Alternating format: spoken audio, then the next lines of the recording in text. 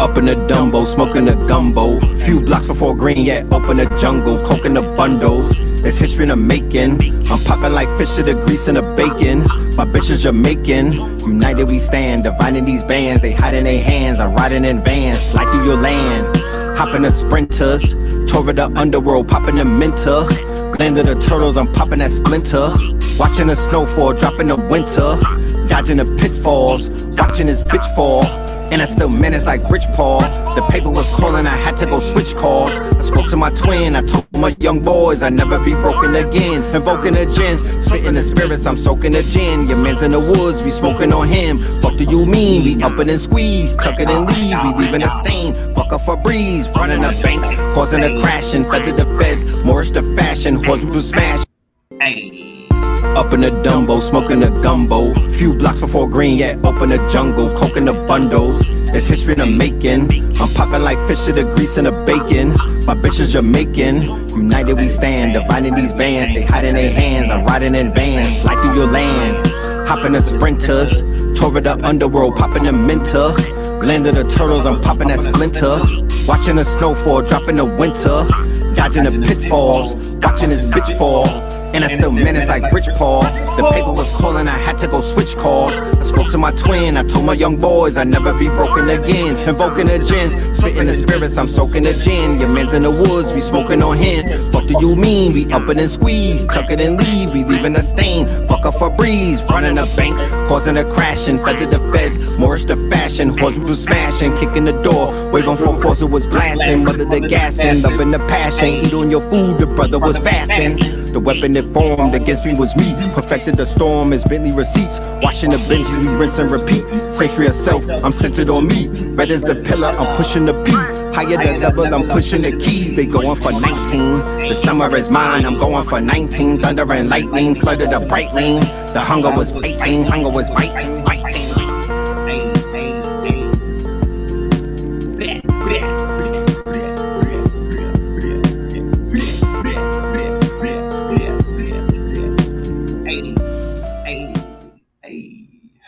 Hey, peace family, peace to you and yours, peace to you and yours. Welcome to another episode of Melanin Mondays. You are now rocking with the best. Yes, this is your host for the evening, Brother Red Pillar. Let me know how we sound on the audio. Let me get an audio check. Audio check 1 2 1 2 1 2. I had to go get me a new microphone. Let me know how it's sounding and whatnot. Let me know how we sounding on the microphones. Now, we're not going to have sound effects tonight because I had to get a microphone that's different than the system microphone, if you understand what I'm saying. This is the microphone right here. It's a little, you know what I mean? This is a throwback. If anybody remembers the Melanin Monday 2021, I was having this mic right here. So I had to go into the box in the closet and pull out the mic because sound is important. I was listening back to old episodes and the shit was cringeworthy. So we got to get our audio correct and then we'll worry about the sound effects and whatnot. But we in the building today. What's really good? Shout out to everybody. Let's do the roll call. As you can see, it's an early show. All of my Patreons, shout out to all of my Patreons, my Rainbow Opal Patreons, our good brother Chicago Crypto Block Bully. He's going to be in the building mañana. He's in the building mañana. The brother has some real life shit going on right now. I don't talk people's BI and whatnot, but y'all send a good brother some good energy. He's good though. We'll have him tomorrow, 4:44 p.m. Eastern and whatnot. He'll be in the building. Shout out to that good brother right there doing his thing and shit. You know what I'm talking about? But yeah, let's go ahead and do the roll call. Alexandria, Virginia. Shout out to y'all. Do not speed in Alexandria, y'all. Make sure you drive on the motherfucking limit because they be out there. They be sniping. Portland, Oregon. Shout out to Portland, Oregon. Is it in Portland where they had the juveniles break out of a jail or something? Or was that Seattle or something? I think they was trying to make it to the playoffs or to the damn finals and whatnot. But shout out to y'all, man. You know what I'm talking about? Shout out to Portland. Savannah in the building. Shout out to Savannah. And shout out to your Spanish Moss. I love the Spanish Moss. Shout out to the BX. As we can see, we're going to talk about it. The BX is so understood. God damn it. Man, it's the whole world will fucking judge you if you're from the Bronx. Bridgeport, Connecticut. Shout out to Bridgeport. San Francisco, California. Shout out to Champaign. Or is it champagne like what you drink or campaign? Illinois. This is the first time I think I might have heard of that. Shout out to y'all though. ATL, KTL in the ATL. Shout out to Chino Hills. Chino Hills sounds like it's very prestigious. I guess because you got the suit and tie on, Jeremy. You coming in here looking, is Chino Hills like Baldwin Hills? Well, shout out to y'all. You know what I'm talking about? Tampa Bay in the building. You know what I'm talking about? Shout out to Tampa Bay, Pasadena, all right, Santa Rosa, Palm Beach. Okay. Ethiopia in the building. Shout out to the God of Ethiopia. Detroit up in this thing. St. Louis. Shout out to St. Louis.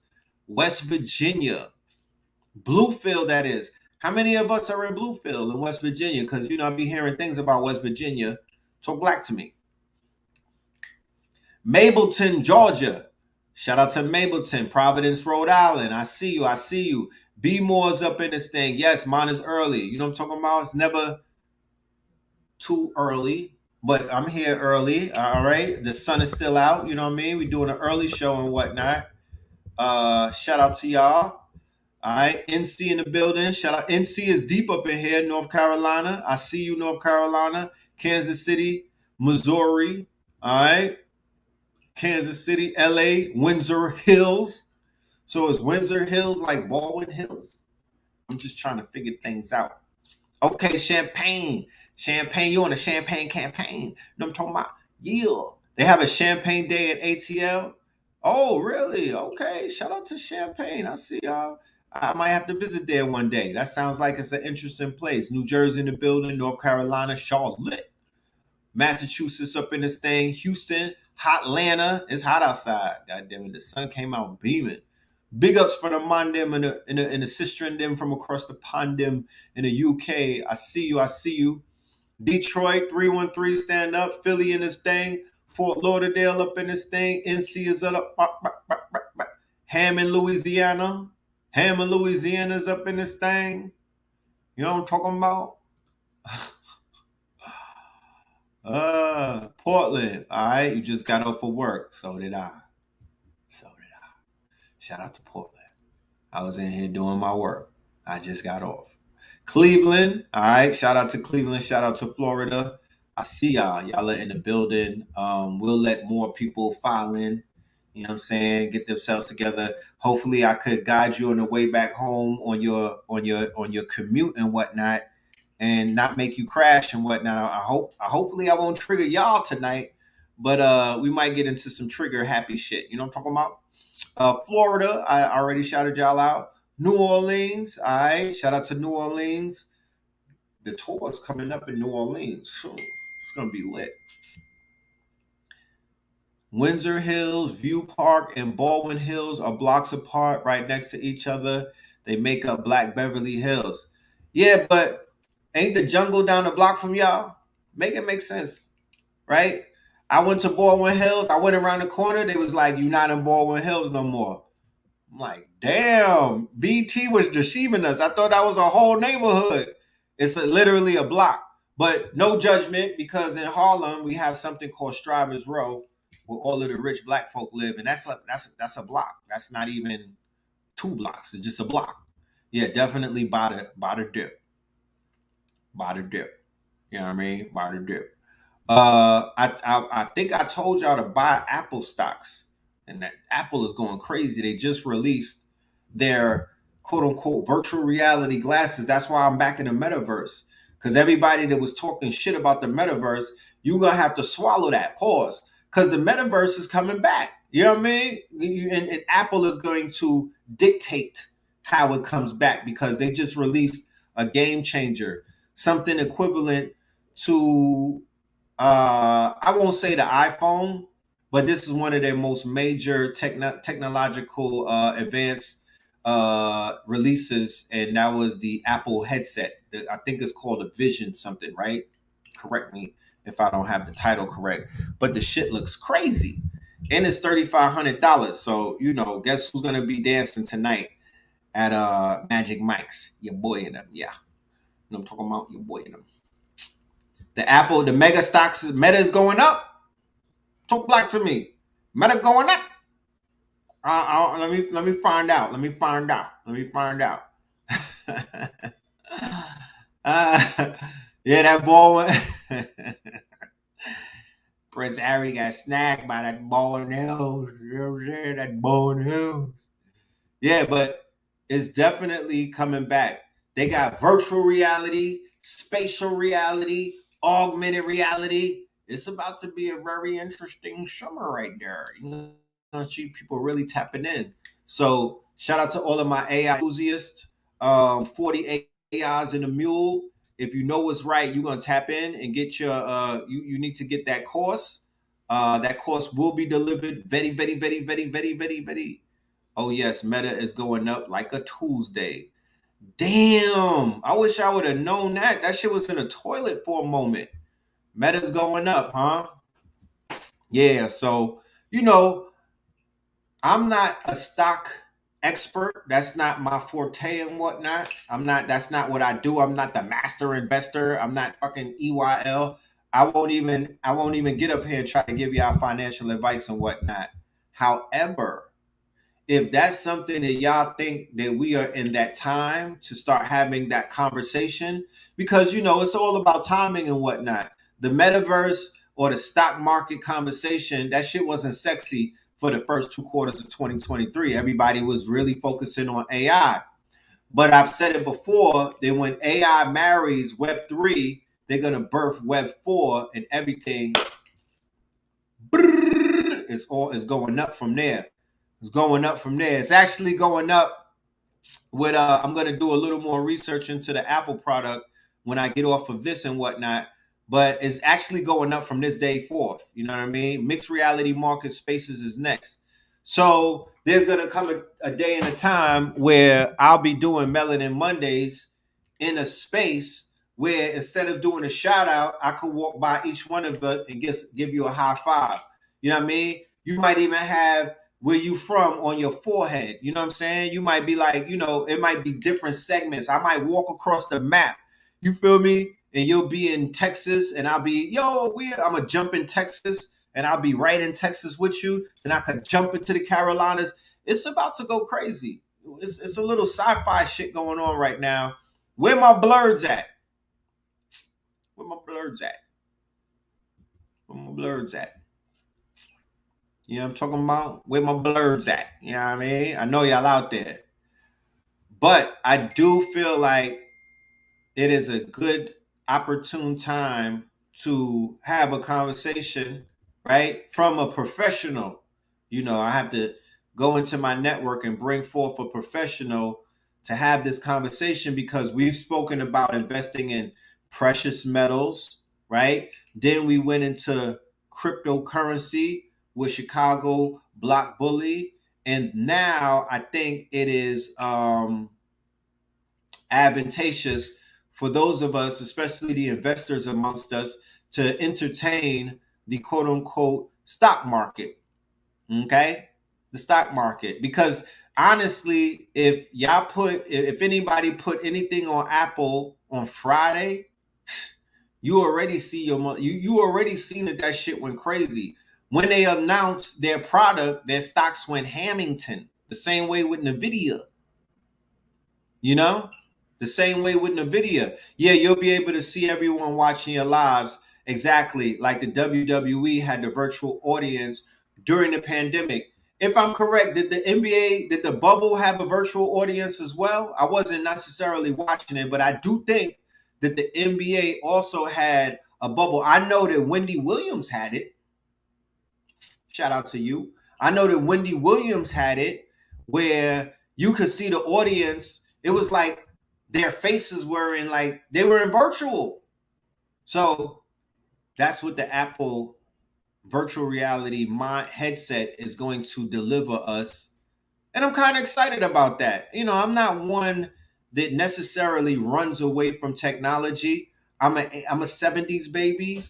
I just was on the phone with my dad the other day, and he was telling me how he saw the first Nintendo in Macy's. You know what I'm saying? and he bought it because he wanted to play it. It wasn't really for us. He was like, he convinced my stepmother, yo, we gonna get this for the boys and whatnot. But he really wanted the shit for himself.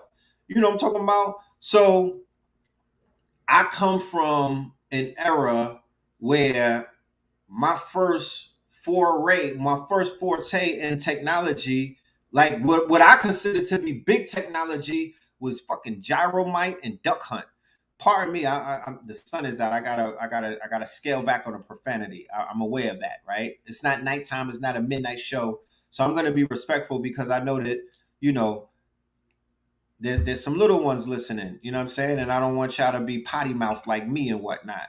But I'm into technology. That's my thing. It may be in my charts and whatnot. I might have some Uranus. I don't like to say Uranus, but Uranus. But that's what I'm into. I'm into the technology. I'm not a technology to where I'm getting lost in it. I just had my bad toe out just a little while ago earlier, grounding in my backyard. You know what I'm saying? Showing my feet and whatnot. I just was getting the downloads from the cosmos and whatnot. So I'm balanced. I'm just not stuck in the metaverse and things of that nature. However, I use the tools to enhance my experiences. I'm an artist. So I do 3D painting. I use the tablet. I'm into NFTs and things of that nature. You know, I'm into all of that stuff. You know what I'm saying? And I'm the person that will try it out when you're scared to touch it and whatnot. I'm the person that will try it out. I'm not gonna get the chip that Elon is trying to put in people's brains. FYI, I'm not that much as an enthusiast into technology. But you know, shit, I got a smartphone like the rest of y'all. You know what I'm saying? I got a smartphone like the rest of y'all. I do the same things. You know what I mean? I had a beeper when it was beeping. You know what I mean? I had a beeper when it was beeping. So I come from the comic book era. My mind is already in 3023. My mind was already in 3023 when I was reading early X-Men, Secret Wars, when I was reading early Iron Man. You feel me? When I was reading early Fantastic Four and whatnot. I've been there. And I understand that the generations are different. So I always have to preference that and be like, we are not the same. Okay? No disrespect or nothing, but we are not the same. The younger generation, some of them are into shit way differently. And the younger generation, they're into things way differently. However, I'm just giving you the voice for my generation. I'm speaking for my generation and why we're drawn to certain things and whatnot, because we are the generation that actually saw the advancement of technology and how it improved things, but we also saw how it compromised some things as well. Case in point, think about this. I remember we used to go out of town a lot, right? Me and my bros and whatnot. We would go out of town. My first touchdown in Atlanta was 1997. My brother was here the year before for Freaknik and whatnot. So after I heard about Freaknik, I was like, yeah, I'm going down there to see what they doing in the country. Because that's what this shit was. The country. Right? It wasn't ATL. Yeah, you didn't have no baby face. You didn't have, I think Outkast was just putting on for the city and whatnot. You ain't have Jeezy and all of that shit. They didn't even have that type of identity that they have now. This was the country. Okay, Virginia was the country. Shout out to all of y'all in VA. Am I lying? Y'all niggas was the country, right? That was considered the country. Okay, and when I say country, I really mean it, because you were literally going back in time when you went down south. It's not like you was going down south and you was like, oh shit, I'm in the future. You was going back in time. Yeah, I love the country too. And some of us from the city, we was moving, we was city slicking, and we was losing our minds and whatnot, and our parents would send us to the country, or just for summer vacation to see grandma and them, and auntie and them, and your cousins and them. You know what I mean? So you can hip them to the shit that's going on in the city and whatnot, and they can hip you to the things that's going on in the country. So I remember coming to Atlanta in 1997, and I was like, wow, this is a beautiful place.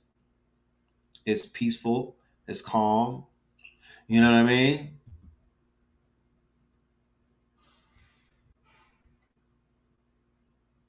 Yeah. So we analoging. So I'm of the generation where we went from simple living, right? We didn't have technology. Like I said, we were taking trips out of town and we was outside. But for some, I don't know how it happened because there wasn't an Instagram back in those days, right? But for some strange reason, when we would get back to New York, everybody in New York knew what we was doing in Atlanta.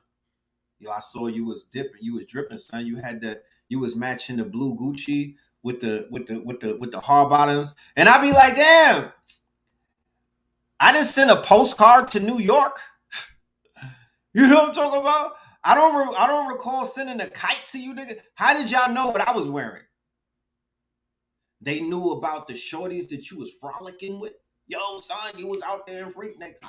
I remember going to Freaknik, and they had Greek Fest. It wasn't called Freaknik, it was Greek Fest in Philadelphia. I remember going to Greek Fest, but people in Flatbush knew what I was doing in Greek Fest. So my question is, how did pictures travel if we didn't have the internet? Nobody could answer that. I'll be asking people, like, how did people know what you was up to? Was there a big snitch network? Was everybody on the phone telling on you? How did they know what you was wearing? Remember, we used to walk around with photo albums the size of a goddamn phone book. Niggas had, and it was protected in plastic and whatnot. How did they know what you was wearing on your summer vacation? I be asking myself that. There was a form of telepathy, right? Our six senses were somewhat activated. How did you know to take a left on Peachtree Street when you was driving back in the days and you ain't had no GPS? You know what I'm talking about? Like, it's hard to remember what we was doing because, to be honest with you, technology didn't really change a lot of things. It wasn't like we was like, oh my goodness, we're in the future because we got Instagram. That's not what we didn't reason like that. We just was like, oh well, another new thing to come along, but it didn't take away from what we was already doing. Yeah, we definitely had to print out the map quest. Remember the map at the gas station that you would have to you would be marking it up and whatnot, right? Remember, you know what I'm talking? We had the super duper photo albums. People would steal your photos and go to CVS and actually copy them. Remember that? Remember they would take the negatives and make their own book of pictures and then give you your copies, but then they would have like 3 or 4 other copies, and then that would grow wings, and then your pictures would be in El Segundo somewhere. You'd be like, damn, how did they make it out here? Right? Of course, people used to drive without GPS and maps and whatnot. Keep in mind, you used to have 20 phone numbers off the top of your head, right? I used to bag shorties and whatnot, and I had like a folded up loose leaf, right, in my pocket for when I wanted some action and whatnot, some little late night Toppington. They would have stars next to their names and whatnot, and I would have to fold out the newspaper and go to the payphone. You know what I'm talking about? I had about $100 in quarters in my pocket. A nigga couldn't creep up on me because everybody had quarters in their pocket. You'd be like, "Hello, what's going on?" Because the shits would be jingling. You knew your mama's number, You knew your shorty's number. You knew your best friend's number. You definitely knew your cousin's number in case you had to call on the motherfucking troops if niggas were trying to stomp you out and whatnot. You knew other people's phone. You had to know granny. You had to know your aunts. And you had to know your uncle's phone number right off of the top of your head. You wasn't looking in no news. You wasn't looking in no phone book. And you wasn't looking inside of no paper and whatnot. You knew from the way that your fingers dialed it. You almost had like auto dialing on your hands to whereas you knew the number. The similar the same way that if they have the Androids where you could do the you could make the code on your Android like zigzaggy and whatnot. Well, when we used the payphones, we kind of knew how to zigzag, and then you could spell the numbers out in words. You know what I mean? But my thing is, that's different. And don't be somebody that gets locked up a lot. You really had to know phone numbers and whatnot because it wasn't guaranteed that you would have your phone book with you. You know? So when cell phones came along, remember you could only call people after 9 o'clock because your minutes was free. You know what I mean? Remember you had that issue with the SIM card? You know what I'm saying? And then they had the contracts and whatnot that was killing you. I would be like, I got a $29 contract. You know what I'm saying? I'm gonna run it up. You know?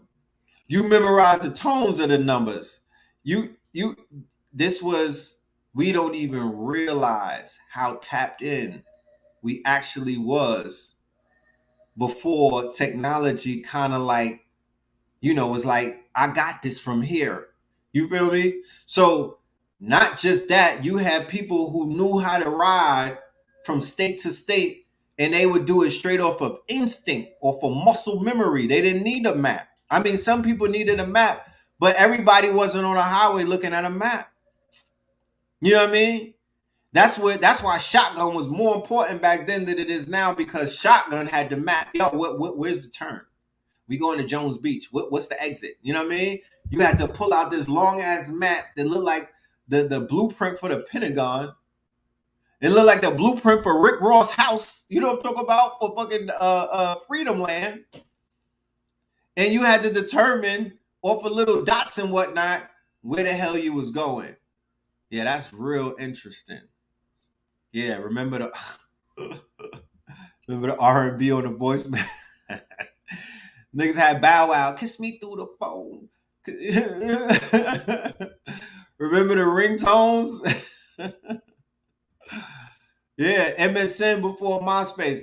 I started my quote unquote I started my digital journey with Black Planet. I was lit on Black Planet. This was my early era of coding. I was an early blurred. I was a coder on Black Planet. I was able to hook my page up with wild graphics. You know what I mean? I hooked my page. I had King Tut. This was like 2003. I was on my King Tut wave. People was looking at me like, damn, fam, like, what's that about? On my little Black Planet page or whatnot. I'm like, I'm pushing Kemet. I'm pushing K. You know what I'm saying? And they didn't get it. They wasn't on that wave back then. So, I was kind of like by myself until I met the Hoteppers in Harlem. You know? But yeah, man. Yeah, man. Things is definitely putting in perspective. We have come a long way. We moving so fast that we don't even see how fast we moving. Yeah, I had a BlackBerry too. Shoot, hold on. Let me show you a collection. Give me 1 minute.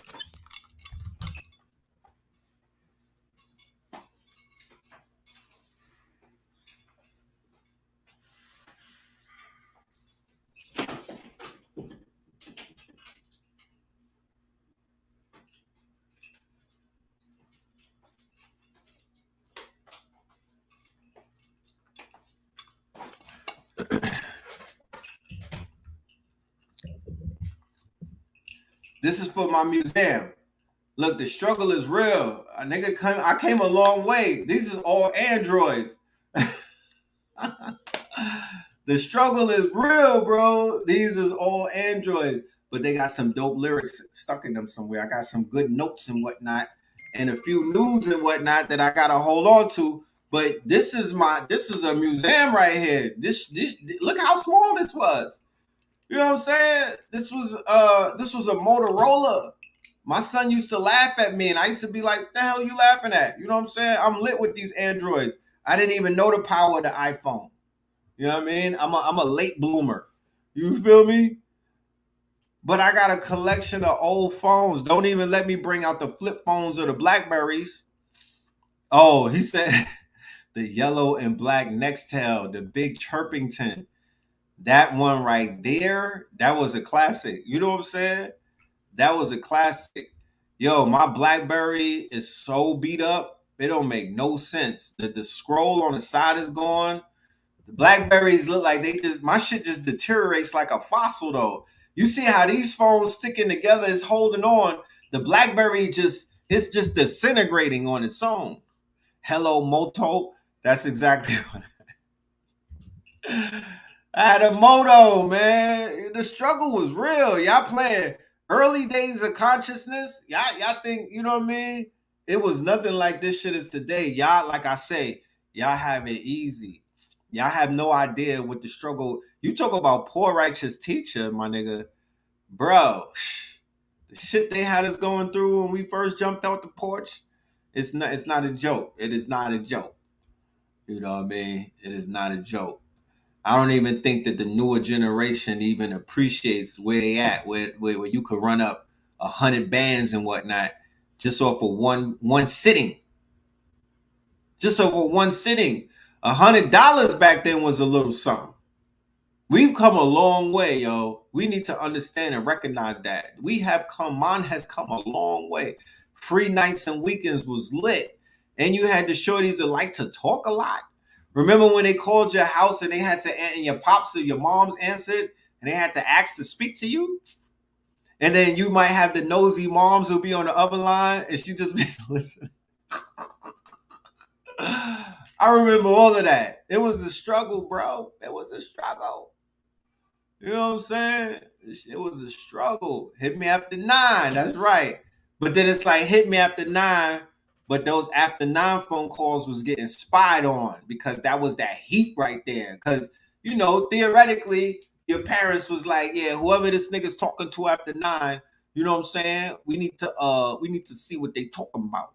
So I had mad ease. You know how DJ Envy told Rick Ross that filming a phone call is a crime? Shit. They would have to throw my stepmama under the jail because she was tapping into everything. You know what I mean? As soon as we start talking dirty, she'd be like, excuse me. Oh shit, what the fuck? What am I being? I'm being eavesdropped upon? You know? Oh yeah, the 3-way calls, and then you would get screamed on because the line is busy and what? I got somebody calling me.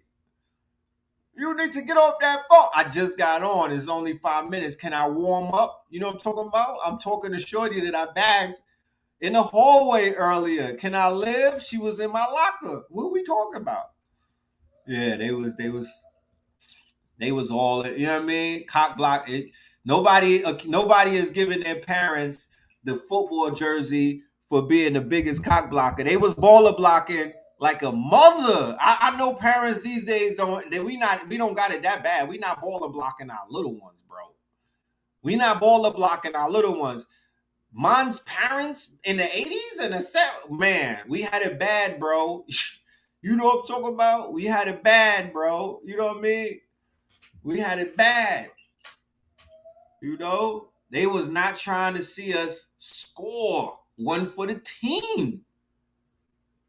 Oh yeah, the dial-up internet was crazy. The dial-up internet was crazy. You had to wait like 30 minutes to get online, bro. That shit made that sound and everything. I'm traumatized by that sound still to this day. Oh, the big ass Bluetooth, the size of your with the you looking like you got your CDL license and whatnot. You know what I'm saying? The Nextel chirp was crazy. The Nextel chirp was crazy, bro. You know? Oh man, I used to collect calls from I did a little bit and whatnot. You know, when you meet your people, yo, I'm gonna give you my phone number, tap in with me, man. You know what I'm saying? Free the bros. So I did my little skip bit and I came home. So I got the bros calling my phone with the collect calls and whatnot. You know what I'm saying? Oh man, the motherfucking bills was crazy, bro. Them bills was crazy. My pops was ready to kill me one bill session. My pops was ready to hang me high, bro. I think the bill was like 300. And back then, 300 was like 3 bands. Yeah, they used to send an AOL disc in the mail. 300 was like 3 bands.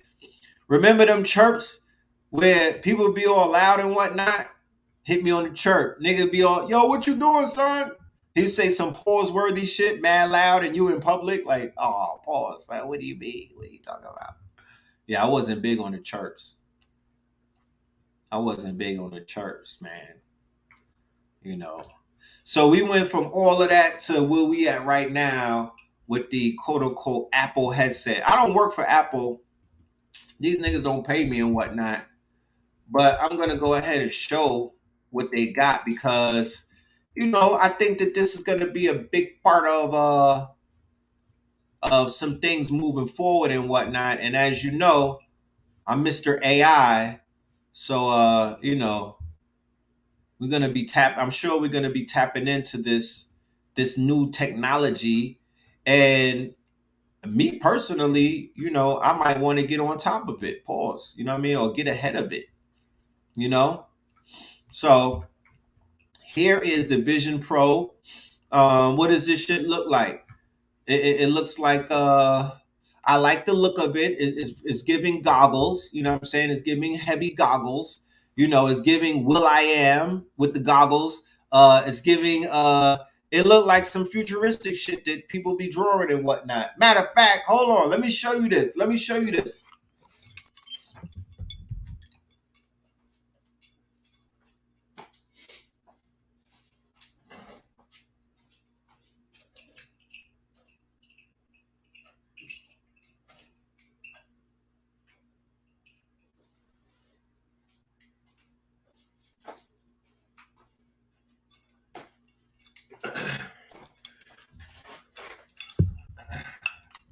Just so we could qualify, you know, the visionaries amongst us.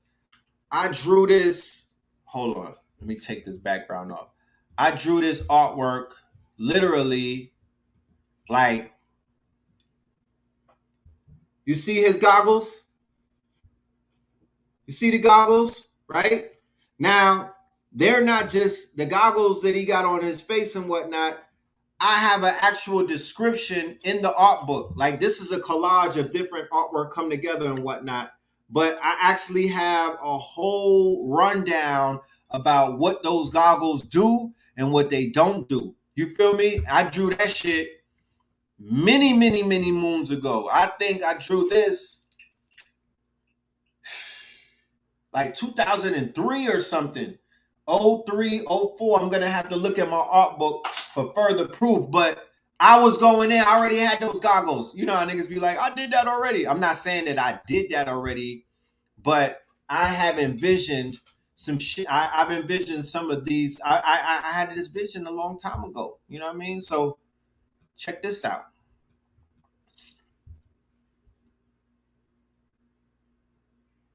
You know?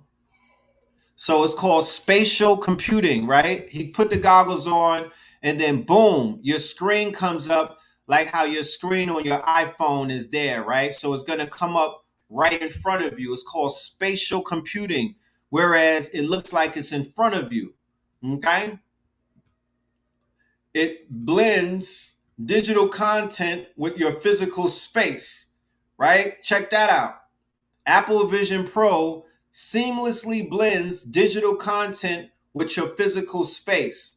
So now you got everything in front of you and whatnot, and you just boom, you scrolling. You know, imagine scrolling through a lecture that I did and whatnot. Or imagine scrolling through some content that's, dealing with your history and teaching you and whatnot. What a way to learn, especially for the youth and whatnot, to whereas you know that they learn differently. They not like us, right? So you navigate by using your hands and your eyes and your voice. There's no remote controller. They're not paying me to tell you this either, by the way. You know what I'm saying? They're not paying me to tell you this. This is not, I'm not getting I'm not an Apple influencer.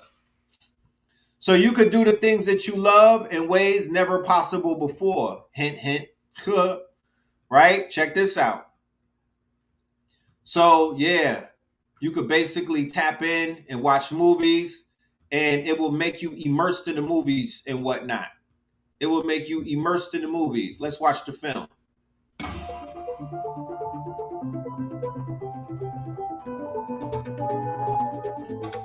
Introducing Apple Vision Pro. The era of spatial computing is here.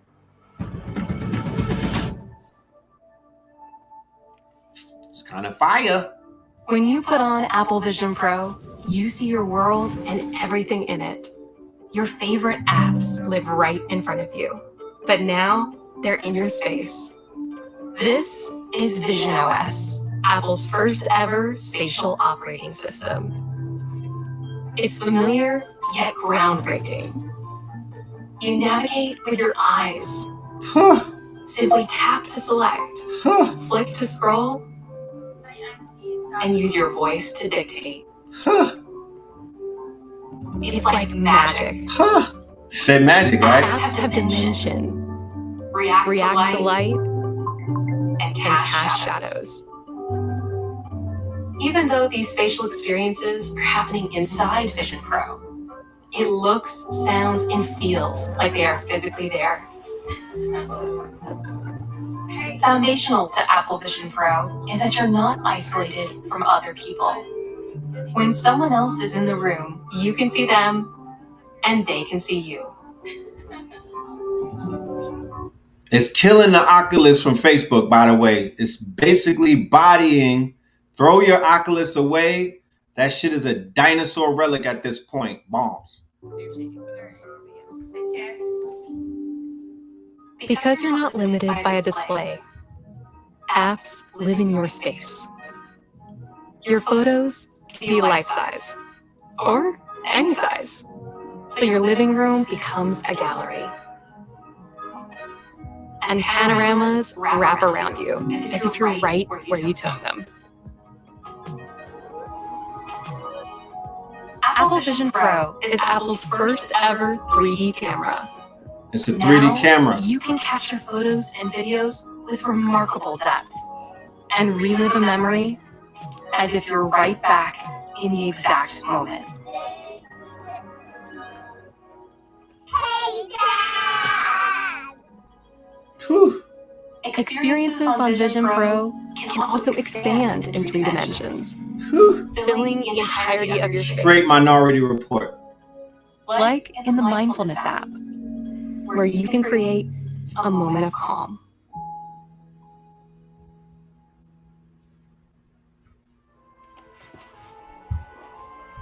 All right, we're going to turn this Vision shit Pro off brings because I ain't skill trying to get and my wonder my of a channel movie cut theater by to Apple. whatever space you're in. Hold on real quick. It automatically darkens and casts a beautiful glow into the room.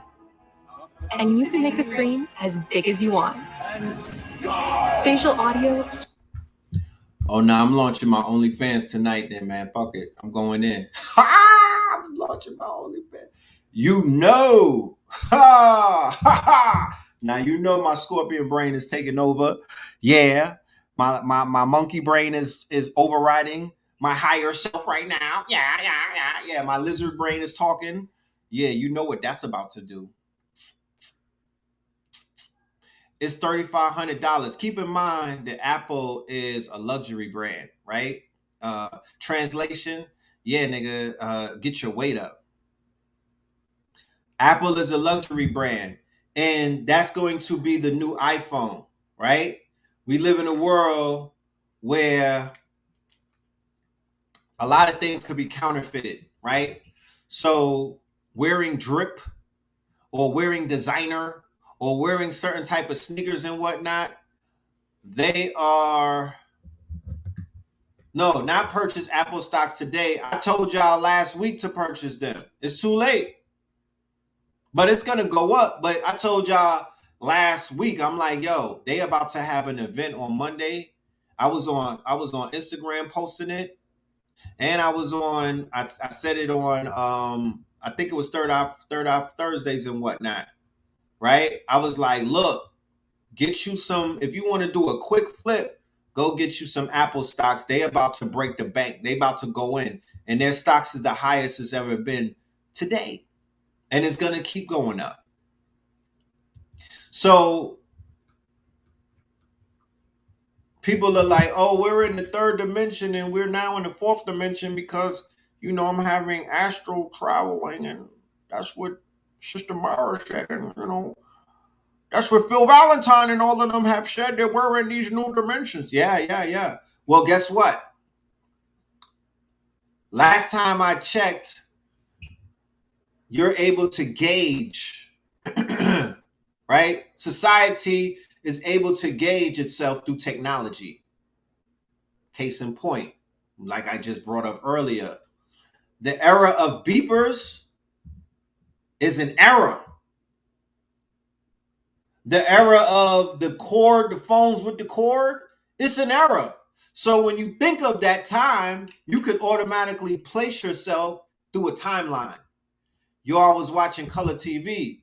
So if you was watching color TV, then we know that you're not talking about being in the 50s or the 40s, because there was no color TV. So technology is juxtaposed in the timeline, right? That's how technology works. So because people are saying that we're in a fourth dimension, and that we've had to, and we've upgraded, and we've quote unquote gotten into the future somewhat, then the technology is going to dictate that. So now you have cars that drive themselves. Now you have quote unquote intelligence, AGI, artificial general intelligence. You have computers that have feelings, that are sentient. And don't let nobody fool you or lie to you and tell you that that hasn't occurred yet, because it definitely has. Okay? It definitely has, just not on Broadway like that. But they definitely have computers that are thinking for themselves and that are sentient. No doubt about it.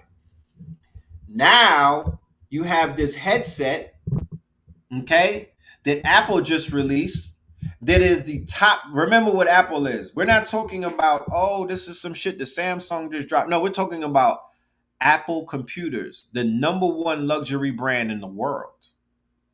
A global brand that is not just relegated to the USA. This is a global brand. So this will have an impact on the world. It's a luxury item. So people who are into the luxury of things, that's what they're going to walk around with. Because like I was saying before, in this world that we live in, a sign of people being ahead of the curve is them wearing certain designer, or have a Birkin bag, or I'm driving a Tesla and whatnot. You know what I mean? Now the technology is their way of showing that they're ahead of the peons, or have an Apple headset. It's the same way that when niggas popped up with the iPhone. That was a sign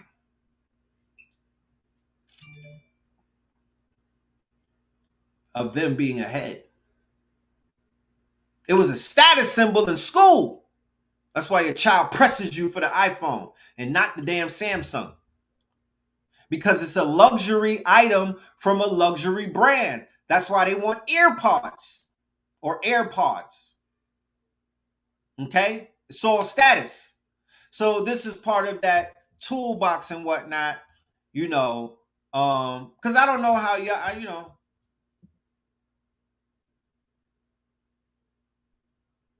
I don't know how, yeah, Flintstones versus Jetsons, right? The Flintstones and the Jetsons were taking place simultaneously. When we were watching the cartoon, we had no idea of that. That came to our attention later on in life. That the Flintstones were on the ground and the Jetsons was in the air. they were on different planes of existence, but they existed in the same time. Go and Google if you don't think that I'm telling you the truth. Okay?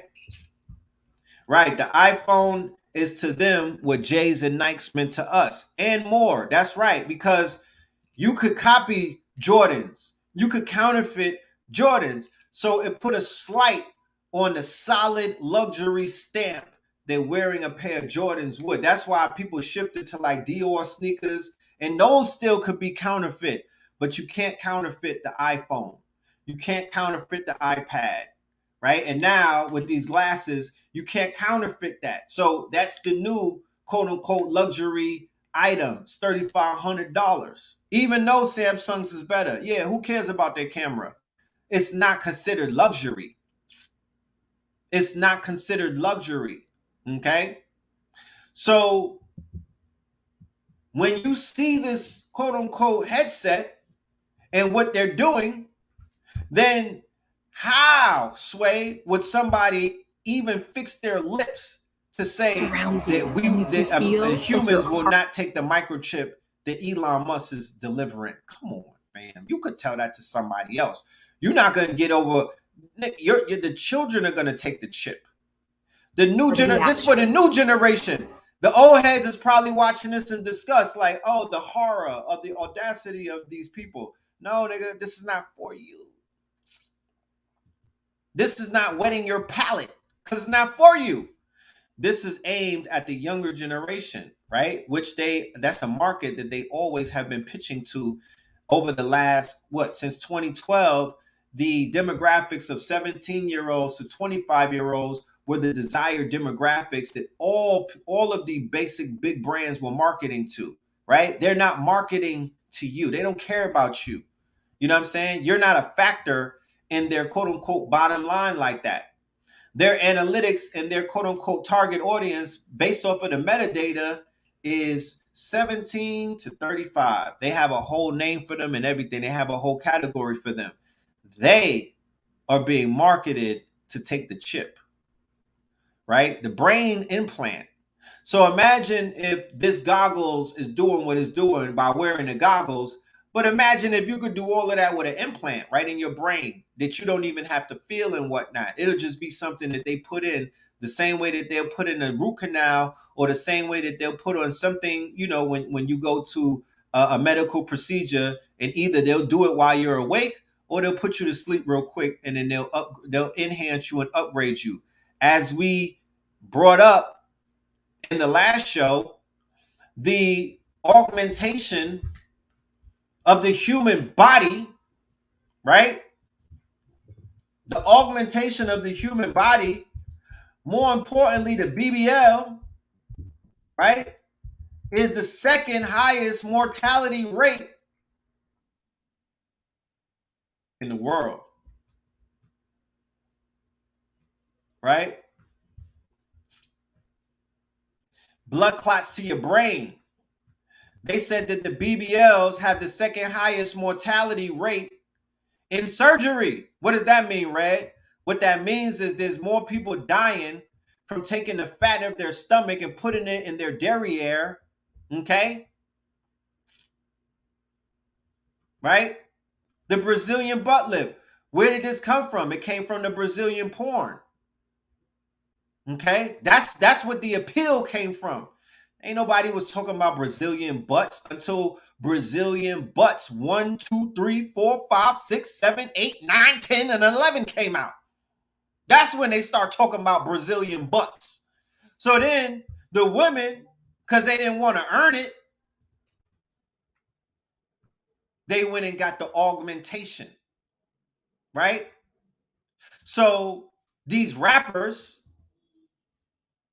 like a Nicki Minaj, like a Cardi B, like Carisha and them, they're putting this quote unquote dangerous operation that has more mortality, a higher mortality rate, right, than any other operation, because they have veins in your butt and other things that are not supposed to be fucked with like that. But people don't care. They're like, yo, anything for vanity. Anything to look good. Anything to get that cash app from $40 to $400. Because you know the going rate for the for a night on the town, right? You know that even though that there's inflation, the price been going down. I'm just saying. The price for a happy ending was a $40 cash app. But with a BBL, that shit is $400. Okay? So a lot of women was like, yo, I'm treating my box as an ATM because that's what the music told me to do.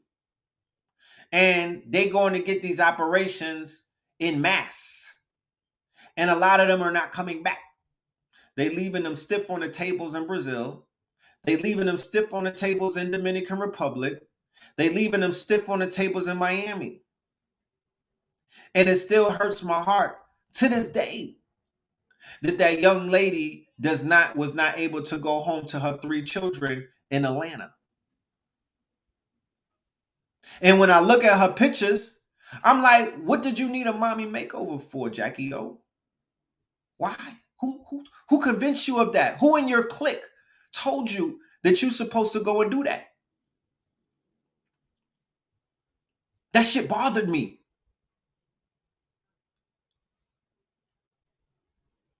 So the movement, and look at the Jenners, look at Kylie and Jenner. Let's not talk about Caitlyn Jenner, because some of y'all ran with that too. But look at Kylie Jenner. She got a whole body makeover. She got a aesthetic makeover. They did a whole aesthetic change on her. I mean, niggas talk about clones and whatnot. What do you call that? They cloned Kim Kardashian. The sister didn't even look nothing like her older sister. The sister didn't even look nothing like her older sister. She came up out of surgery, right? She was underage when she did it too, by the way. I didn't even know that they was allowing that shit to go down, right? Because she was rocking with Tyga, and they was making this whole big thing about Tyga was a pedo because she wasn't of age, but she already had got the work done. Yeah, body snatched. The bro did a face-off. She did a face-off. They probably had a Russian fucking, they probably kidnapped some chick from the Ukraine and gave Shorty her face. She did a face-off like she was in witness protection, fam. These chicks is giving witness protection makeovers and they ain't even snitch like Gunna. How about that? They at least snitch, at least tell on the homies, tell on the bros and whatnot before you get your makeover. Goddamn, because what if you snitch? Then what? Then what kind of, you gonna get a double facelift? But yeah, she did that, and the music is promoting that, and the reality shows is promoting that, and they got Nip and Tuck is promoting that. But once again, this is the most fatal, quote unquote, operation in existence, and they still doing it, and nobody is pushing back against it. None of the Hotep, no-tep chicks out there, all of these goddesses, nobody got nothing to say to these sisters. I don't see no public PSAs, you know what I mean? With the shea butter wiped down, like, look, you could, why is Keisha Kior, why is Gucci Man's wife leading the revolution on women losing weight through her fucking tea? And you don't see that in this community. Why are they not doing that? Why are they not trying to save these sisters from dying and whatnot? Yo, this is the healthy way to get a fatty and whatnot. This is how you melt the fupa. This is how you get rid of the fupa naturally, right? But people don't want to drink the bitters. But you could have made the bitter unbitter, right? We got to stay in the lab. Remember, Blue Pill will tell you he was in the lab with sea moss for years upon years before he made it palatable, because nobody wanted to drink that shit because it tasted like the bottom of the sea at some point, right? He had to go in the lab and make that formula palatable, and then he launched it in 2009 and whatnot. Seventh Heaven sea moss, and it ain't never turned back since. right? So when it comes to women being able to lose the amount of weight that they want to lose so they can look what they call desirable and whatnot, then where is the quote unquote conscious, or where is the quote unquote healthy, or where is the solution coming out of this community, right? This responsible for doing shit like that, the health and wellness. And yeah, they don't listen to the men. So once again, like I said, where's the sisters with their face on the front line? It should be 1,000 of y'all. It should be 1,000 of y'all. Because how is it that Stormy Wellington and them is pushing their products? How is Keisha Kior pushing her products? Right? She's making millions off of that shit. And I don't see nobody copying her or giving her no challenge. I don't see nobody coming with the alternative. Like, nah, that's my lane, shorty. Sit down. Y'all over here taking our lane. Nah, we got this. This is us. This is what we were groomed to do.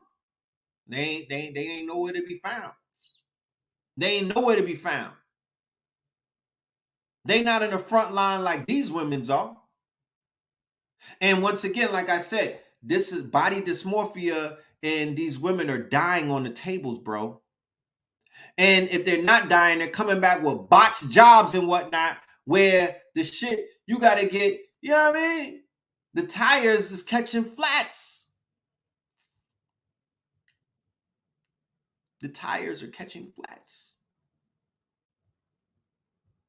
So instead of clowning these women, instead of sitting back making jokes on these women, instead of seeing these women going down bad, and maybe that feeds your ego, make you look like you feel better. Why nobody is of service? Where's the service? Yeah, Black China pulled a 180. She got rid of that shit inside of her body. She said that it was leaking and whatnot. It wasn't healthy for her. She removed her cheeks.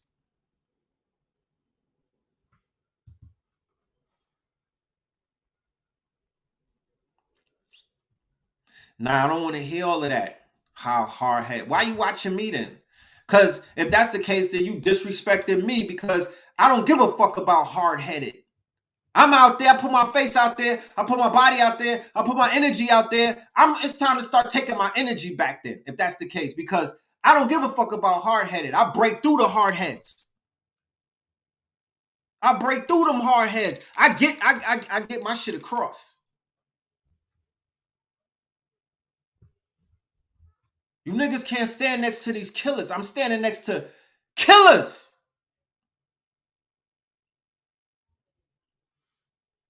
I'm online talking crazy about they big homies and whatnot. These is niggas that catch bodies, bro. Sometimes niggas call for me. Yo, Red, I need you to pull up. I need you to intervene with something. They put my body in the middle of crises, nigga. Yeah, y'all don't, everything ain't on camera. Everything ain't on camera. But when it comes to us, we got to deal with shit like that. We got to sit down and mediate between the drill rappers sometimes. We got to sit down and mediate between murder beefs and whatnot. We are outside. We are putting it on the line. You want to talk about hard-headed, it don't matter. What the fuck did you sign up for this for? I get it if you in the audience, you stay in the audience if that's the case. Don't act like you outside, because y'all be playing with low-hanging fruit, trying to convert people on Instagram. You're not black. You're a Moor. You're not black. You're not black. What's your nationality? Where's your feathers? You know, all of that shit is weak. That's not heavy lifting. That's not heavy lifting. You're not really, there's no points for that.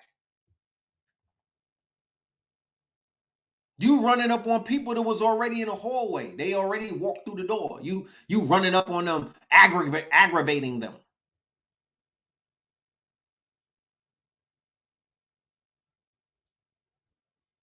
We stepping into danger zones. And our proper persona with our head up, like, what's up? What's good? You know what I mean? What's the deal? What's up with you? You feel me? On some big homie shit. We ain't coming to play with these niggas. So I'm just like, wherever I see people dying unwillingly when they don't have to die, I just say to myself, damn, we don't give a this niggas don't care no more. They don't care. They only care about what you do. You know, they only care about what you doing and how they could latch on to what you doing, how they could point fingers and judge you for what you do.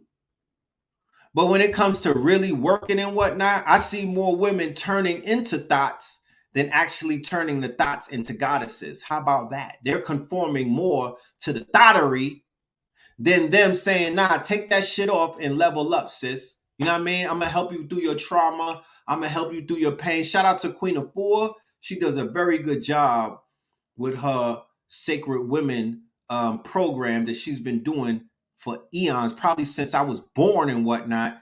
She is a shining example of a program that takes women from their quote unquote lower self off their fucking knees and dust them off, put them in some all white and whatnot, and cleans them up. Okay? I've been seeing that take place for a very long time. You feel me? And there are other unsung groups of sisters that are out there doing their thing as well. The Sankofa group out in Savannah, they do a very good job of doing that as well. And there are a few other groups, but it ain't enough. The MGT through the Nation of Islam, they do a very good job of cleaning sisters up and putting them on a righteous path and whatnot. Because when you think about it, a lot of people going to Jesus, right? Like I be seeing that on my timeline. Like a lot of the sex workers, a lot of the women who are out there prostituting themselves, a lot of the women who are considered to be outside, hot girl summer, ratchet and what their way of cleaning up is I'm going to Jesus. I'm giving my life to Jesus. I'm into Jesus. You know what I'm saying? But I'm like, is that a regression or a degression or is that progression? Because I thought we left that alone.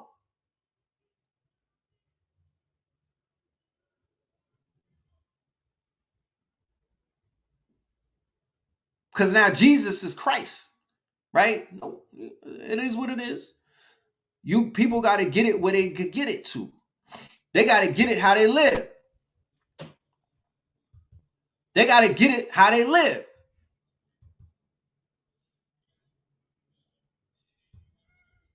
But I be like, damn, it's a lot of running to the church and whatnot, giving yourself up to Christ, and then them sisters is dying. A lot of those sisters are they you know, not to judge. I don't want to generalize. I don't want to generalize, right? I don't want to generalize because I'm sure that there's success stories throughout all of this.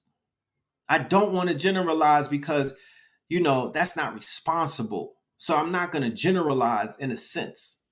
But I do be noticing that even with people giving their lives up, sometimes, you know, it'd be a lot of like, yeah, I know you gave your life up to Jesus recently, but rest in peace and da da da da da. And I'm like, that's not how that shit's supposed to work according to the scriptures. You're supposed to live prosperous. You're supposed to live prosperous as a result of that lifestyle change, if it's really what it is.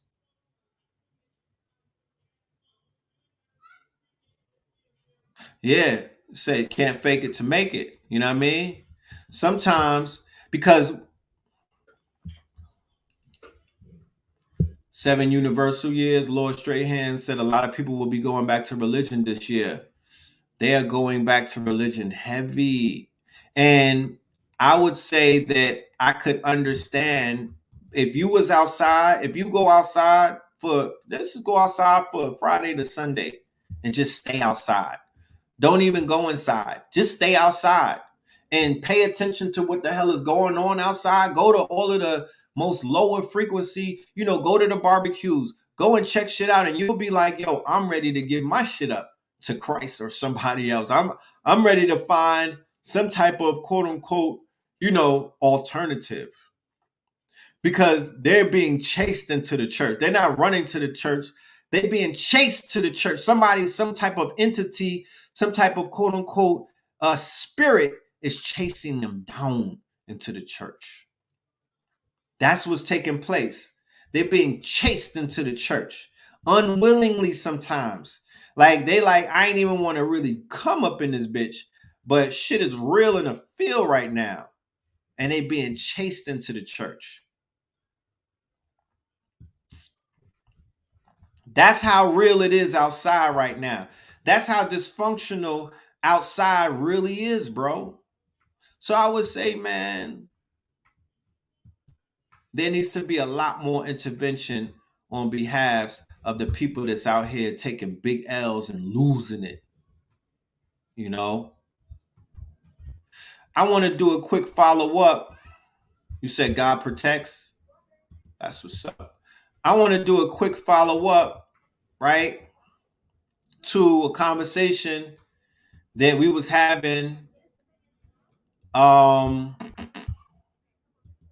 Third Eye Thursdays, right? And the name of the presentation that I did is The Fall, right? The Fall. And I was talking about shit that's falling all around us. And I brought this man up, right, to show the hypocrisy of his spirit, right? Because I was like, the irony in it all is that he's beefing about the spirits, right? He's beefing with a big company that's in charge of the spirits, right? Because that's what liquor is. The spirits, right? And I was like, if your spirit ain't right, okay? If your spirit ain't right, then you shouldn't even be selling spirits because the shit is not going to go right. Okay? So he has a issue. He filed a lawsuit in New York City, Mr. Akbad, against DeLeon, which is a multi-billion-dollar spirit conglomerate, right?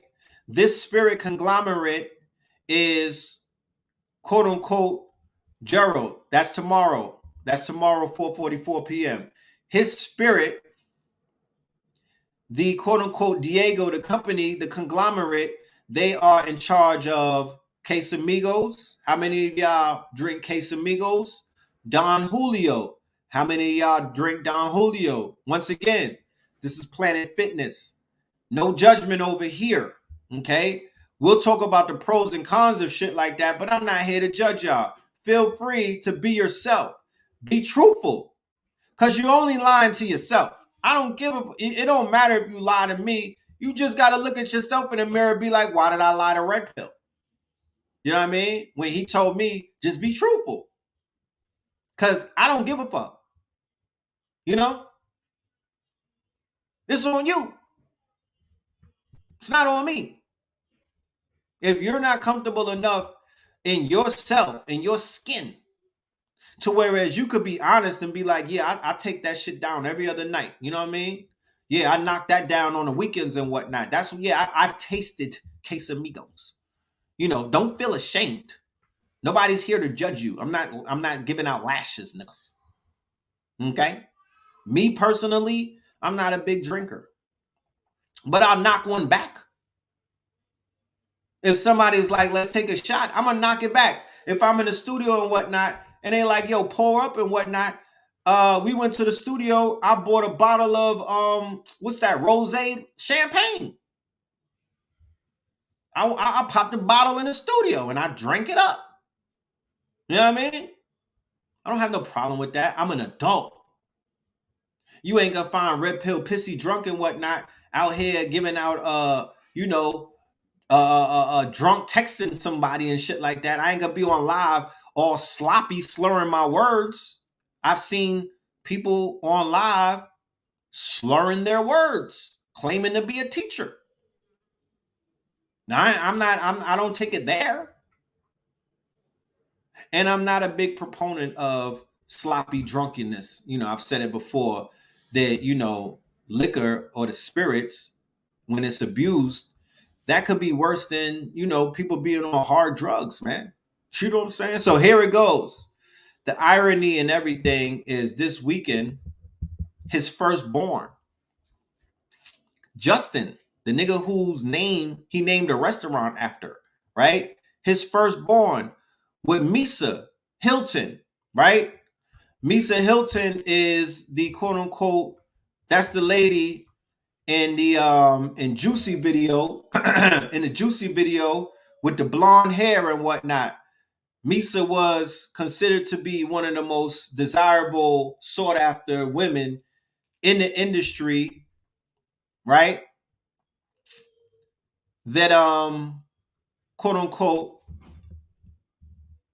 that everybody was after. That's why him and Suge went to war over Misa, right?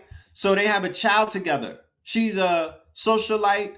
She is a stylist. She's one of Mary J. Blige's closest. And she's the woman rumored that Little Kim was trying to look like when she was going through all of the plastic surgery, right? So they have a child called Justin Combs. Justin, I believe, is an athlete in what's that college out there in California? He's a football star, right? I don't know the name of the college, but I believe he has a scholarship and whatnot. So he gets bagged on a DUI, right? Ironically enough, he's drunk driving, right? He's drunk driving in Los Angeles of all places. So this when she starts snapping, right? And once again, I'm not being messy and whatnot because I don't, that this is like baby mama drama with the baby father. And I don't really, when personal shit hits the public and whatnot, I'm not here to start, like, I don't do the chatty patty rumors and all of that. I'm not helping to push that narrative. Just be clear. I'm just giving a follow-up on how the great divine speaks to signs and whatnot. That shit happens fast. We're in the quickening and whatnot. He's in UCLA. We're in the quickening. So shit comes around real quick. Real quick. You feel me? Real quick. So this thing has come around real quick. Yeah, Justin's restaurant in Atlanta. There was a Justin's restaurant in New York. That was the place to be when we was coming up.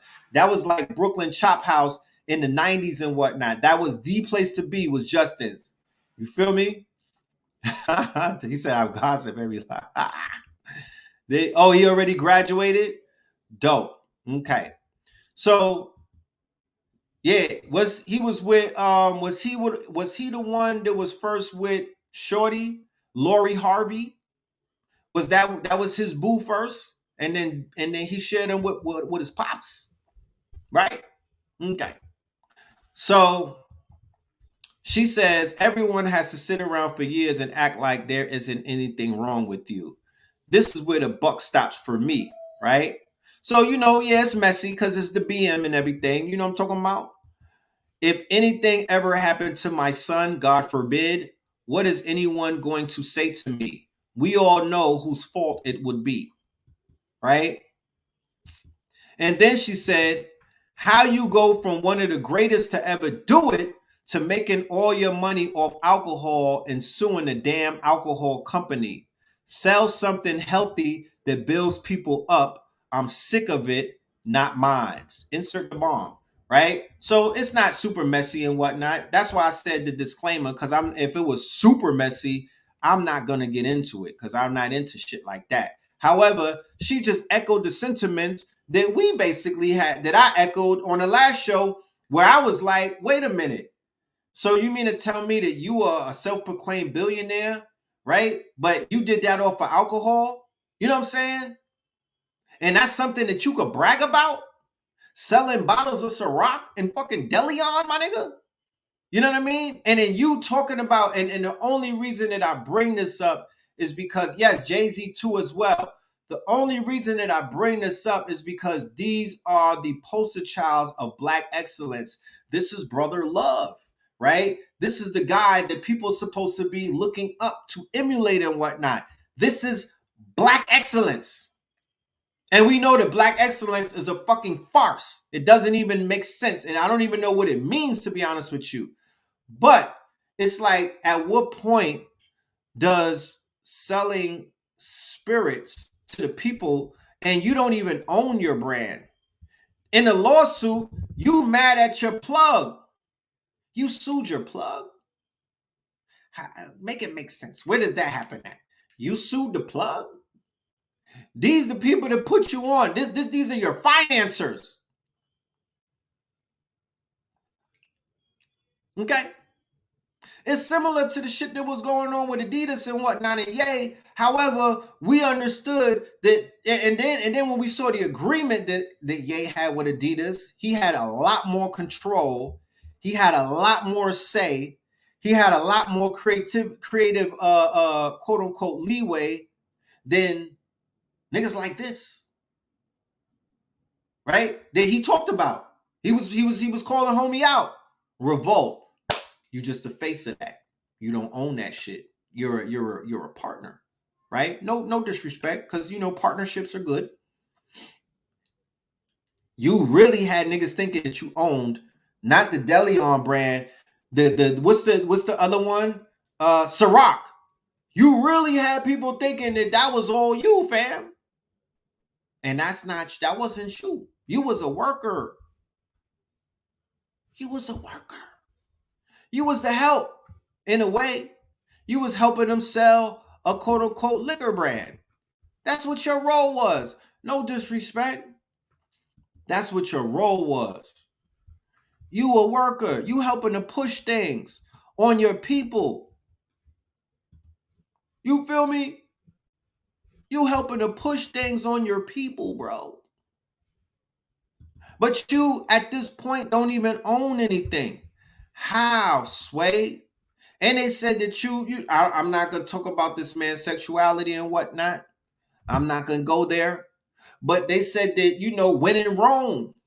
So, damn, you didn't even accrue no real power. You was in Rome for a very long time.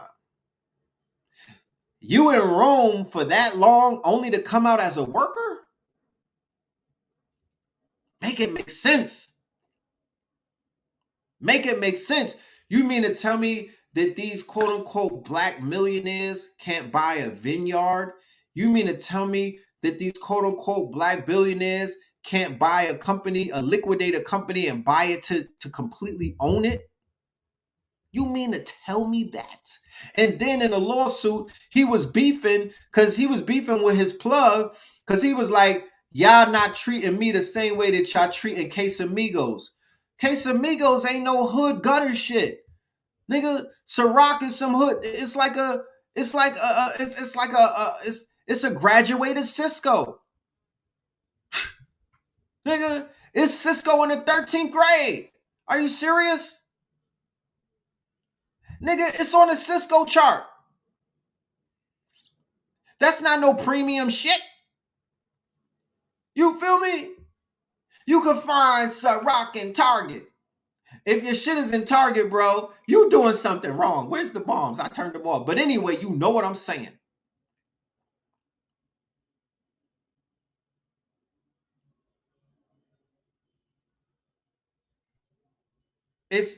I don't feel, when I take a sip of Ciroc, my nigga, and I look up and I'm holding it with the pinky up, my nigga, I don't feel more important after I take a sip. You feel me?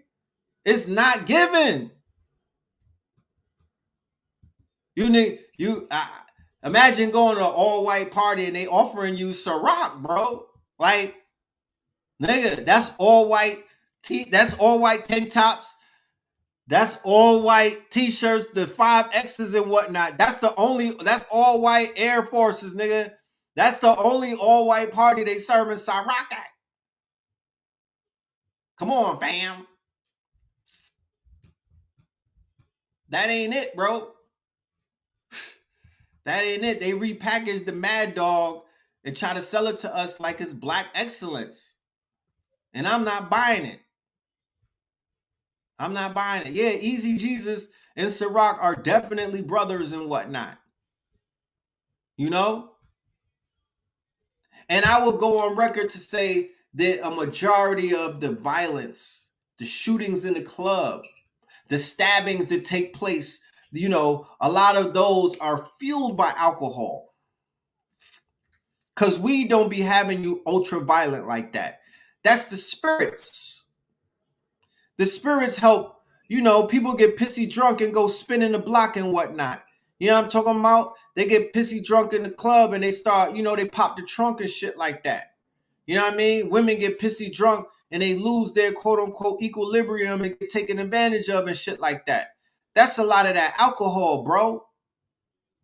That's nothing to quote unquote hold up.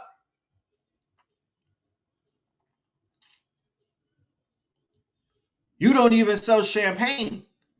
Champagne, where my people from Champagne? Where you from? Champagne, Georgia? What was that? Champagne, Illinois, or something? Like, you not even, I could understand crushed grapes, wine and shit. You know what I mean? Champagne. You know what I mean? I could understand champagne. But you not even, you selling hard liquor, nigga. Like I said, that Douce make my nose hair grow. That's hard liquor. I don't fuck with that. I don't do hard liquor because I don't got it that hard. You know? I don't got it that hard. Yeah, I drank a Four Loko and I spit it out. I had a whiz that was drinking Four Locos. Come on, she was loco, bro.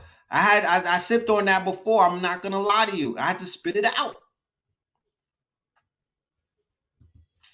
So that shit that Rick Ross got is underneath Diddy, the Bel Air. Are you serious? Okay, Champagne, Illinois boys. Okay, yeah, Champagne, Illinois. You know what I'm saying? At least have some crushed grapes. I could respect the spirit. I could respect some champagne. You know? I could respect some Pat and Ron and whatnot. Pat and Ron take differently. You know? Nah, he said you said that you would rather drink the Paul Masson. You a legend. You know what I'm saying? Now you know. If he said that, then you know that we dealing with some type of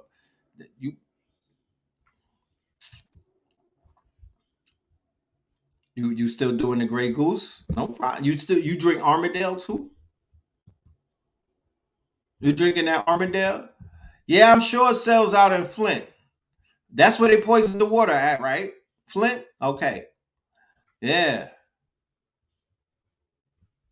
And once again, like I said, I'm not here to judge nobody on their drinking habits. You know what I mean? Some of that shit is hereditary. It is not something that you can easily kick. I'm not here to clown on y'all. I'm not here to judge you. I'm not here to make fun of you. I do know that it could be a disease. I do know that it could be a sickness. And I do know that you could go out bad and sad fucking with that shit right there. Okay? That's what I do know. But I could say the same thing about the weed that they're smoking these days. I could say the same thing about these pills that people be taking.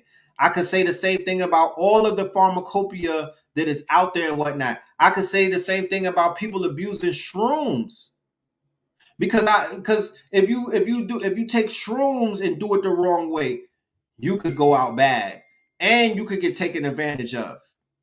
Okay? And spirits could jump in your body and whatnot when your guards are down. So you got to be very careful about all of the things that people utilize to escape.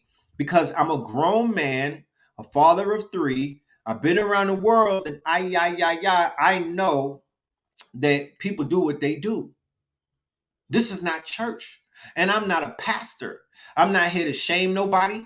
I'm not here to make nobody admit nothing. It is what the fuck it is. You know what I mean? I'm just glad that I can have this conversation and relate to just one person, if any.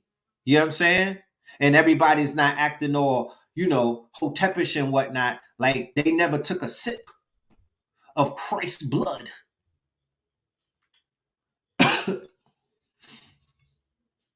You know? Yeah, it could be inherited. Any advice for taking shrooms for the first time? Yeah, buckle up. You know what I'm talking about? Buckle up. You know? Buckle up. you know, and have somebody with you that could, be there for you to walk you through anything in case you have one of those travels that you may need some type of assistance. You may need someone to hold your hand. You know what I mean? Even going to the bathroom, sometimes you need assistance. Because I remember I did the heroic dose and I tried to get up and my legs buckled. You know what I'm saying? I passed out. You know what I mean? My legs buckled. Couldn't even stand up. My shit was spinning. But there's a lot of things out here that are compromised. You know? Yes, please drink in moderation. Please drink in moderation. That's all I would say. When I go and visit my dad, he got the little cabinet. You know, he old school. He got scotch. He got some rum. You know what I mean? I start talking and shit. He'll go pour himself a drink and whatnot. You know, and I'm not that type of person. If you offer me something, as long as it's not a fucking line of coke and whatnot or some crack, I'll more than likely I'll do it with you, especially if I want you to feel like me and you are kind of. I don't want to make you feel like I feel like I'm better than not my blood, not my blood. If he be like, yo, you want some scotch?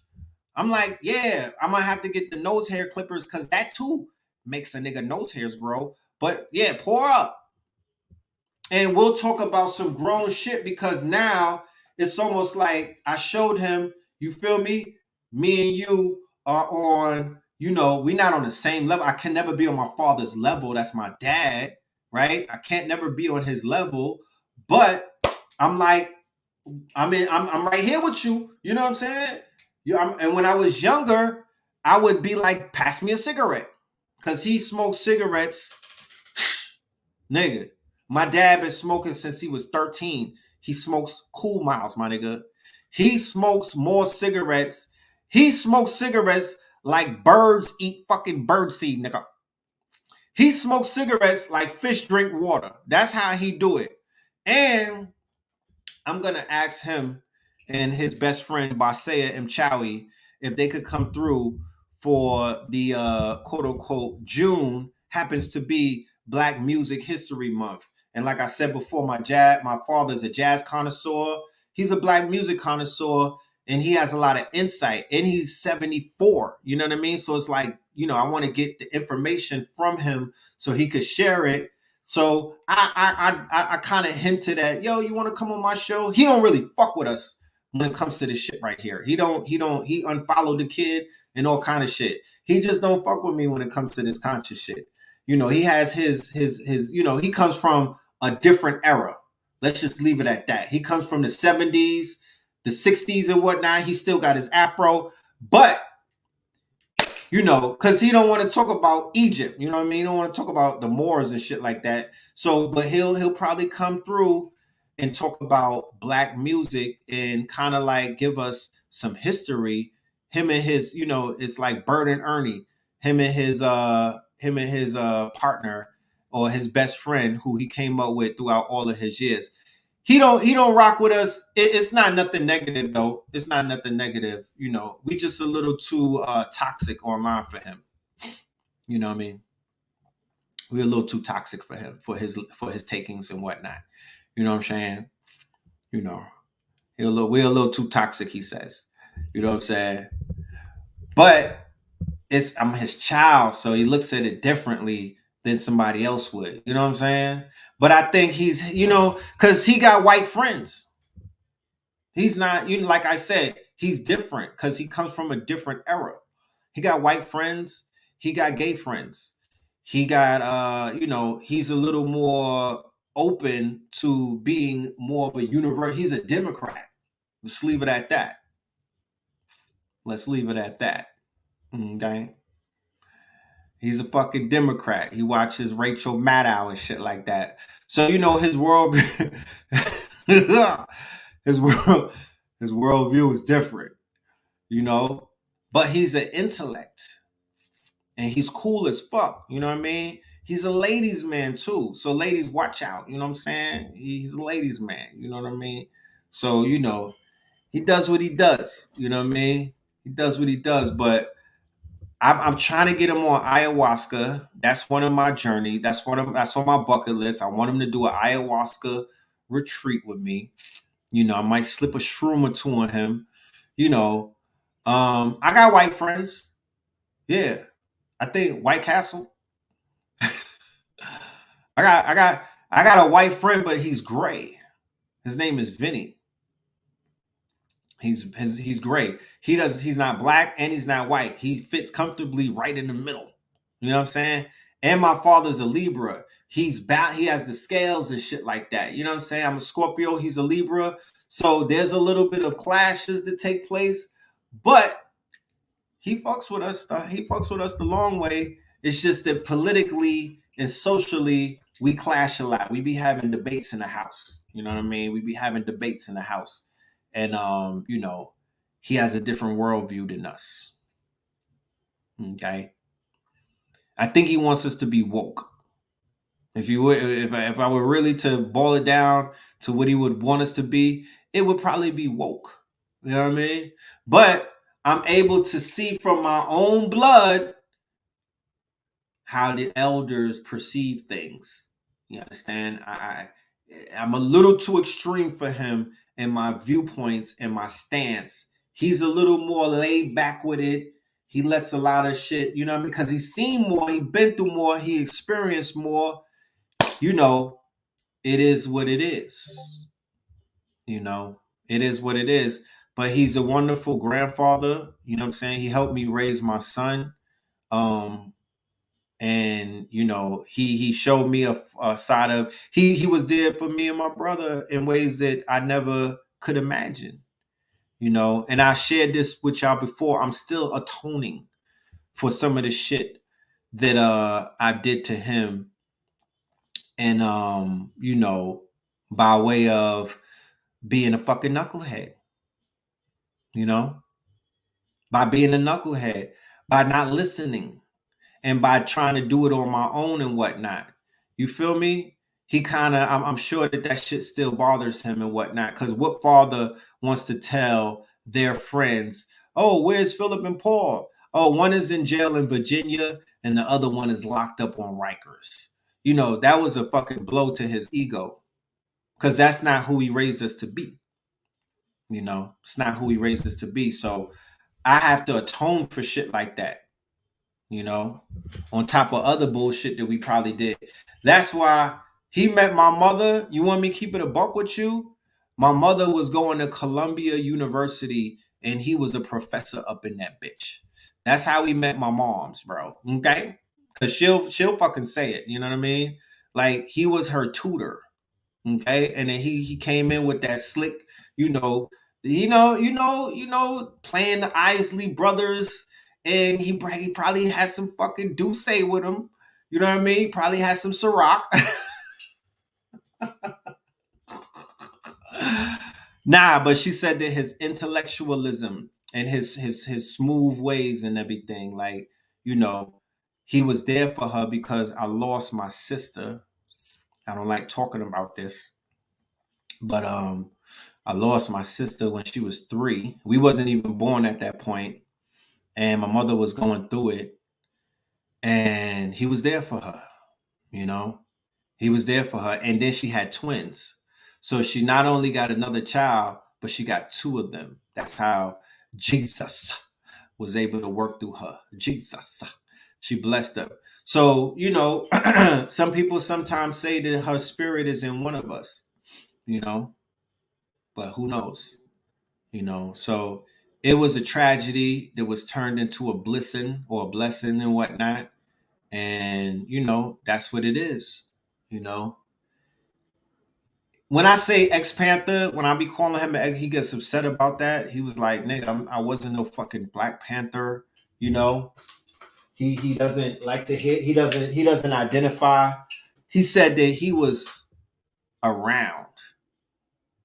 He said that he was around. That's like 30 years from now, would somebody be like, yo, Red Pill, or they tell my son, Omari, was your father down with Black Lives Matter?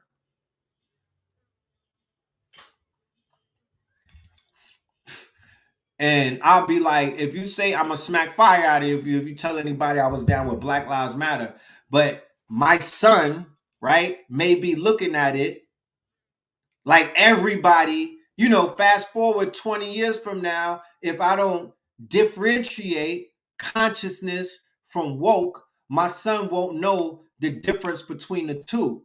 So here it is. We call everybody that we see in pictures with an afro Black Panthers, but they be like, nah, we wasn't down with that shit. Them niggas was the police, or they was infiltrated, or they was compromised. We wasn't rolling with shit like that. We was on the outside looking at it, critiquing it, and we was like, that ain't what's up. That's how my father would give it up, in a sense. Because he said that the earlier version of the Black Panthers is not the version that you see when they put them on TV and they start parading a lot of these quote unquote people to you and whatnot. He was like, nah, that was compromised. He was like, that was compromised. Don't put me in that fucking boat right there, because that wasn't what I was doing. You know? But there came a time in the movement where they started handing out jobs in New York, right?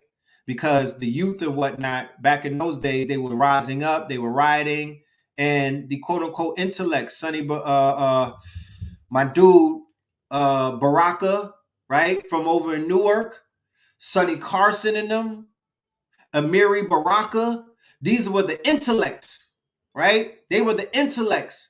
These were the poets. These were the quote unquote, they had the Harlem Renaissance and whatnot.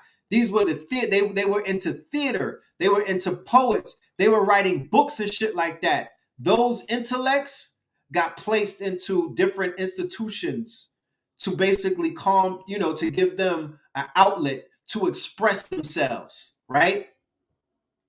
They gave them an outlet.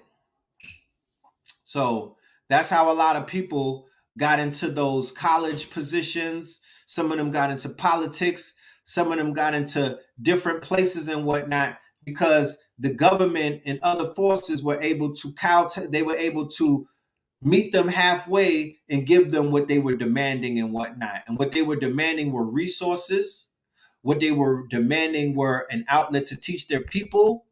What they were demanding were institutions and whatnot. They wanted institutions in order to teach, in order to prosper, in order to excel. Like when you see on a documentary with Tupac's mother and whatnot, they were getting into shit like acupuncture. And then when you look at Chicago with Jeff Fort and Larry Hoover and them, they were getting into social programs. They were shaking the government down for grant money, for social programs and whatnot. That's what was going on back in those days. So there's people who are still in place as a result of what was taking place back in those days in the positions that they were in. They were climbing ladders and whatnot. Not everybody went into politics and got compromised. You know what I mean?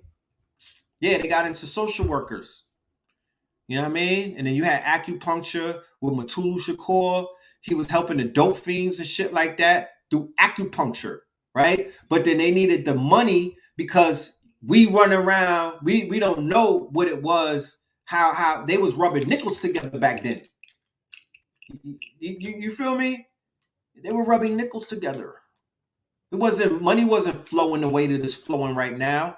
This influx of funds that quote unquote organizations and woke people and conscious people are touching, there's never been a time like this before. There's never been a time like this before.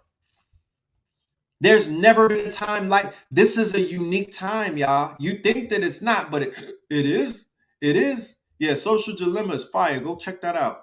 There's never been. Look, I was doing a report the other day about the fall of America. Up until like 1980, there was only about 50 millionaires in America. Can you even fathom that?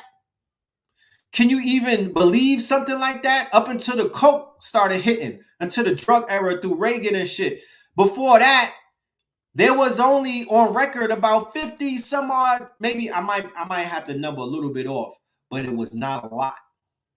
There was not an explosion in wealth and whatnot. Before credit came, see, people think we always had credit cards and we always had debit cards and we always had shit like that. That wasn't the case. Nigga, if you was poor, you was poor. You had benefits. You had free lunch. You had government cheese. You didn't have credit cards. That's some new shit. So once you see credit start to be established, that's when the wealth starts to increase, because what? Spending other people's money. That's how motherfuckers get rich. OPM, other people's money. Right? Other people's money. That's why on the continent of Africa, they don't have credit. Either you got it or you don't. Remember that book? Remember that book of food stamps? The shits had colors and whatnot. Remember them colors? Nigga, colors. You had to go to the store and wait for everybody to leave. And then you walk up to the counter and you slip the book. Be like, take what thou wilt. Take out them stamps, nigga. You know what I mean? And give it back to me.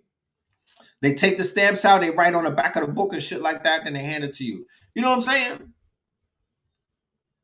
That's what was going on. That's what was going on. We didn't have it. Your grandparents and them, they didn't have it like that. So even with all of that being said, you have to admire, right, the grandparents and the elders amongst us who were able to do what? Buy land, buy gold, buy silver, right? They had acres. They had estates, as a matter of fact. These same estates that people are giving up right now for peanuts on $1 and whatnot, and selling their quote unquote relatives' estates to white people, right?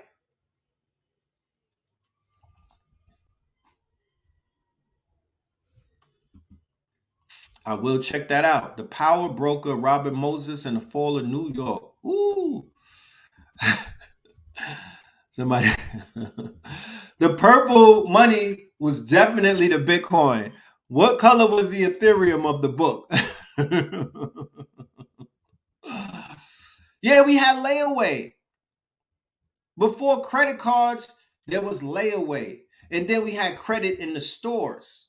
So they had a book in the stores that was the precursor to the credit and whatnot, where your mama was getting credit for the milk and eggs and whatnot, or your granny and whatnot had credit for the beans and whatnot and the bread that she was getting out of the store that she had to pay on payday and whatnot, and they would hit you with the receipt. You remember that? So the green dollar was the Ethereum of the book.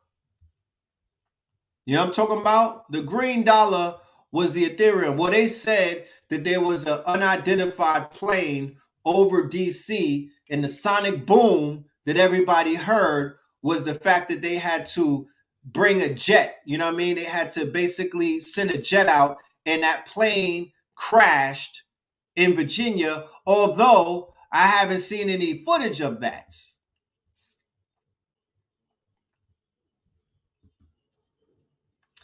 Ganja Daddy. I actually had a conversation with a young god this strong in on Saturday, and he was talking about how he has, started to grow food and things of that nature, and he's perfecting his craft.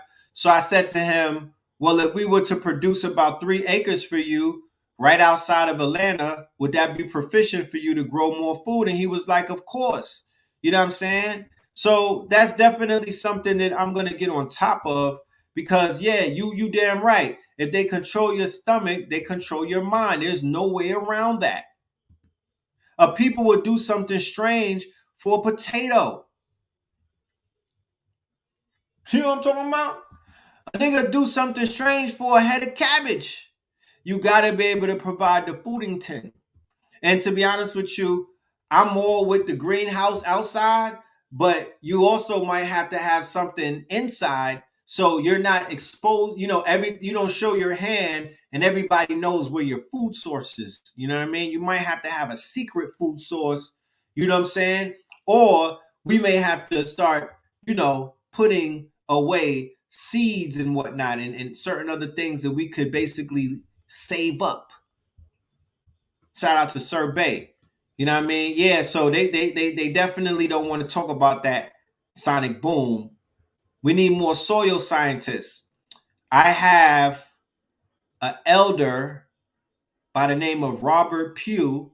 It's one of Mama Pill's good friends. He does a demonstration at the beginning of every quote unquote on the spring solstice.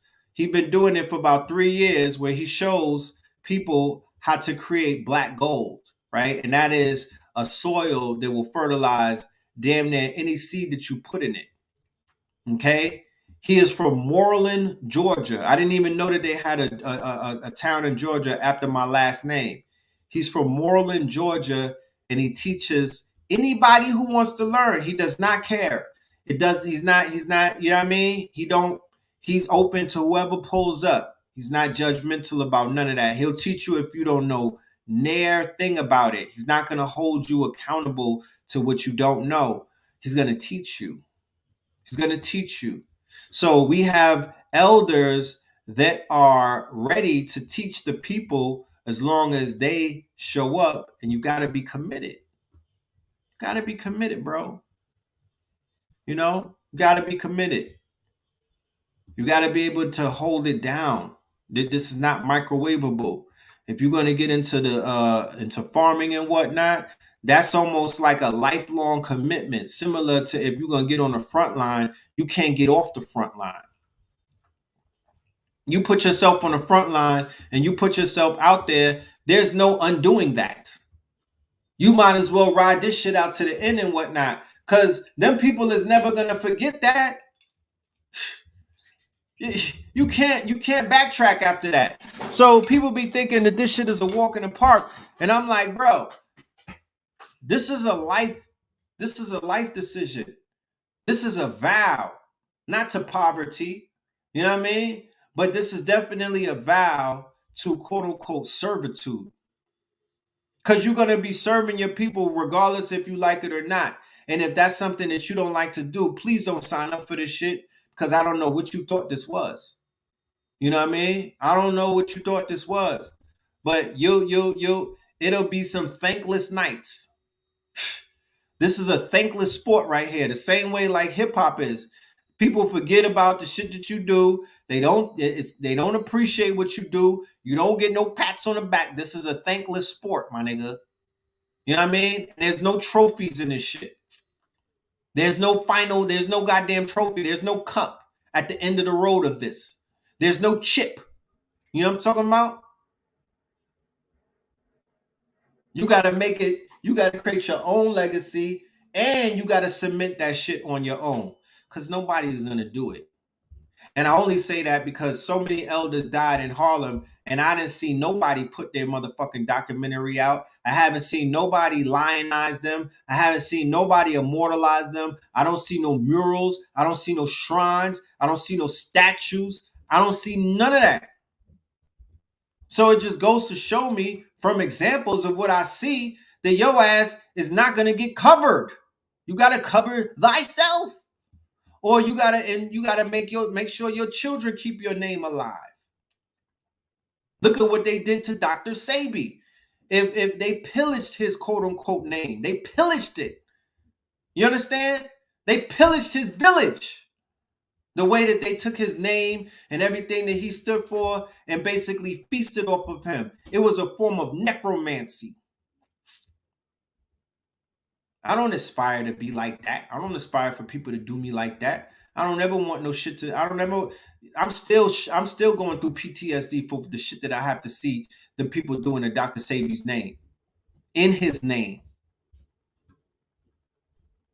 So if y'all sit back and aspire to want to be a part of that, then shit, you a glutton for the fuckery. You a glutton for the fuckery. You can't blame nobody if you come up in this bitch and get jacked. Cause you see plain and simple that this shit is not what it's all cracked up to be. These niggas don't have it together. Okay? These niggas don't have it together. This shit is almost worse than the streets when you think about it. At least in the streets, they'll spin for you. The drill rappers will fucking body something if you body them.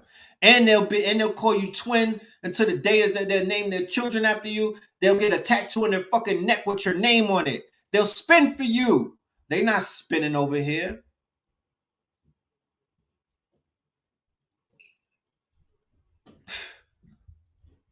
They not spinning over here. They not putting up no points for you. They not putting you, they gonna tattoo your name on your neck. They gonna post your picture. Yeah, look at me. Let me tell you something.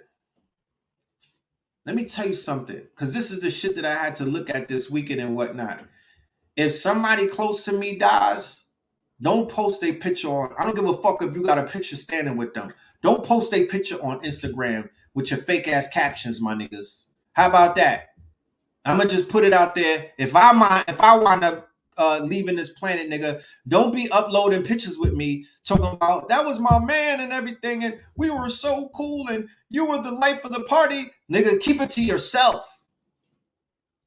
I'm disgusted by some of the shit that I saw this weekend with people posting up pictures of DC Young Fly and his wife and their family, right? Talking about pray for DC Young. You niggas is clout chasers. It's disgusting at this point. I could read through the captions and I'm like, that's not real love.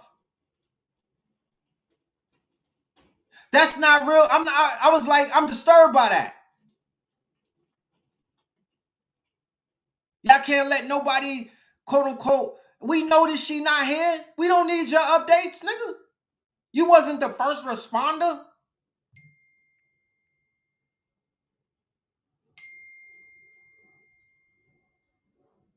That was some petty shit, bro.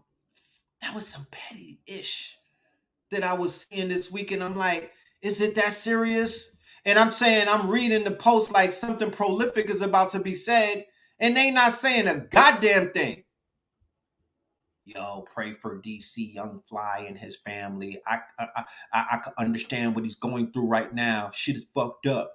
He's a funny guy, and all of this.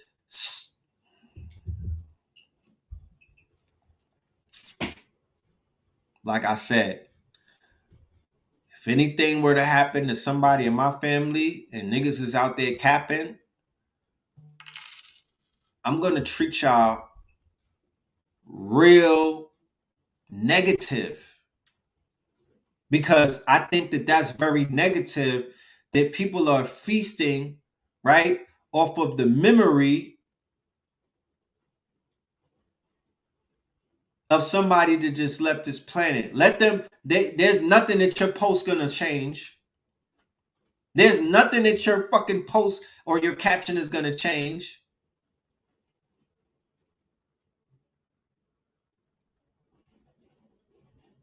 I don't care if you took a picture with that person. When I go through your timeline, you wasn't, because you know I'm like, let me go investigate. You don't see them with that person at all, ever. You don't see. So they get imposed. I was in Lenox Mall and I took a picture with her. Oh, she was the brightest. No, nigga, mind your business. Let the people mourn at the end of the day. If you wasn't posting her before to celebrate her, why is you celebrating her in her demise? What sense does that make? She not here to see that. I doubt that DC Young Fly is on fucking Instagram to see, oh, let me see who's posting about my wife who died in a fucking surgery.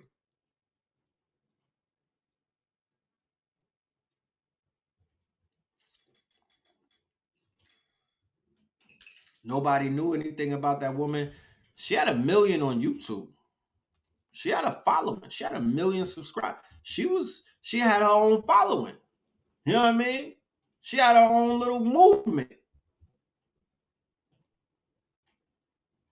Whoever needed to know about her knew about her. You know? But there's a level of more, we have to reevaluate how we are treating mortality in social media era. You know, you see the Apple glasses that just came out that I just showed y'all, where they have a 3D camera and you could capture people's memories, right? That's going to give rise to a new level of death. What I call, imagine if you go to a person's funeral and everybody got to put on the glasses and whatnot, and that person who made transition decided that they wanted to make a video because they say to themselves, I'm gonna die any day. It's the inevitable. Let me make my video of my shit list right now, right? Okay, here's my video. If y'all watching this, then I must be in that casket right there. But check this out, right? You know, certain. I don't fuck with that nigga. So if he, I'm smoking the afterlife. Or they may not decide to take the smoke route. They may be very loving. This is my wife. Y'all take care of her. These are my children. If you say that you love me, then y'all make sure that these children are safe and whatnot. Because if not, I'm going to haunt you in the afterlife. I'm built like that. You know what I mean? Because if I was visiting you niggas when I was alive in my dreams, then what you think I'm going to do on the other side? I'm going to haunt you. So if you claim that you love me, then take care of my seeds by, sending them some gold shillings. You know what I mean? Shit like that. You know what I'm saying? You don't know what will occur, but the way that my mind works, automatically, right? And to be honest with you, this is a free consultation. That's a business opportunity for any of my entrepreneurs that are watching this and whatnot. Get on top of that immediately, because that's what that's going to give rise to, right? People coming back to life after death and whatnot. Because the minute I get the glasses, I'm going to start preparing certain things that haven't been prepared before. I talked about death insurance before, because there's this whole push about life insurance, but what about death insurance? Yeah, you could get $100 million in life insurance, but what if I put $100 million in death insurance? Meaning that I'll have a policy to protect my loved ones, right? Or I have a policy to protect my death, right? Because if you knock me off, then I got $44 million in escrow to give to the motherfucking cartel to knock your whole family off. How about that? It'll make you think twice, won't it? You know what I'm talking about? You're just not going to push me off the edge of the cliff. You know what I'm saying? You're just not going to run. You're just not going to do me dirty like they on World Star doing people. You're not. You're not. We got to have some type of quote unquote insurance to protect us in our life so that we don't meet an untimely death at the hands of some fucking knuckle draggers and whatnot. And we not waiting for Benjamin Crump and them niggas. You know what I'm saying? We already have a fund put to the side to have fun with your face. Okay? We got a fund that we put to the side to have fun with your face if you violate any one of mine's. That's called a death insurance. And if I wind up getting killed and whatnot, then the whole 44 goes on your head top. You know what I'm saying? We wipe out your whole bloodline straight like that. So it won't be long before your ass come through the motherfucking gates, nigga. We're gonna see you again in the multiverse. In the multiverse. That will have people thinking twice, because the quote unquote, I'm in Atlanta. They just had a quote unquote drive-by where they killed a sister in an Uber, right? They sprayed that shit with submachine guns, right? She was a stripper, right? They pulled up to the Uber at the light and they tore that shit up. It was an Uber truck and whatnot. So I'm like, God damn, right? They on a YSL. The YSL energy is coming back out here, right? It died down for a minute, but the YSL energy is coming back, right? Like I was sharing with people when I first got out here, there was a cloud in Atlanta, and there was like a rash of brash homicides, break-ins, and robberies. It was the Wild Wild West in 2021, I believe, when I came. It was just sick out here. You could feel it. It was thick. You could cut it with a knife, right? It was a spell on the city. After they, quote unquote, snatched up YSL, that began to dissipate. Okay? That began to dissipate. Now it's coming back. So I said to myself, the cost of the price of life is quote unquote cheap now, right? People don't see, they don't look at life the way that they looked at life 10 years ago. They'll take your fucking life in a minute right now. The shit has lowered. The standards of living is lowered to the point where you would think that we in Somalia or something, the way that they just out here dusting each other off. So you're gonna need some type of what you gonna do? I'm not waiting for Fannie Wilson and them. I'm not waiting for Fannie Wilson and them. I'm not waiting for no goddamn DA. I'm not, because I don't fuck with the fuzz. Shout out to Gunner. I'm not with the rats. So you're going to have to protect yourself in another type of way. You know what I mean? You're going to have to create some type of leeway where people be like, nah, he's not to be touched because it has too much repercussions. Too many repercussions.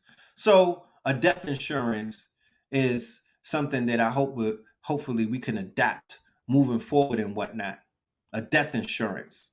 So people stop playing with your life. You know? What's going to happen to the doctor who was responsible for that young woman dying on his table having a mommy makeover? They call him Dr. Miami, right? He's out there cutting women's stomach and putting in their derriere, right? What was going to happen to him? How does he pay for the shit that he did? Even though I'm sure that you have to sign all of these papers to say that I can't hold the doctor liable, even if they quote unquote kill me on some malpractice, right? You damn right his clients is about to go up because we in a deaf culture, his business is not going to shutter. More people are going to go to him. That's how that shit happens. That's how it works in this quote unquote, what do they call this world that we live in? A bizarro world. A bizarro world. An upside down world. That's how it goes down. What's gonna happen to him?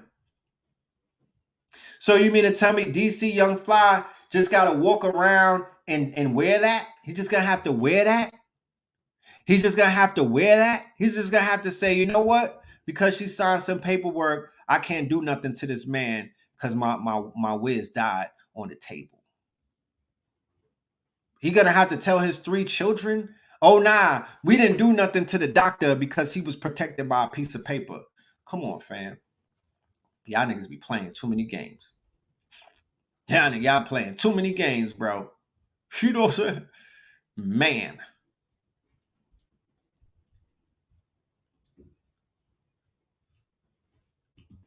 You spent 7 months during a military coup coming from St. Louis, and it wasn't that bad. Yeah, I'm just saying, you conditioned. You conditioned. Once you get past a certain level of warfare, it don't matter where you go. It don't matter where you go. Once you are inundated and you have the PTSD from being around a certain level of warfare in the killing fields, you're conditioned. So you could be in a country like the Ukraine where a war is taking place, allegedly, because I seen footage. It ain't look nothing like a war was going on out there. They was carrying on like business as usual. But you could be in a war zone and it won't affect you because you grew up in a war zone. You know?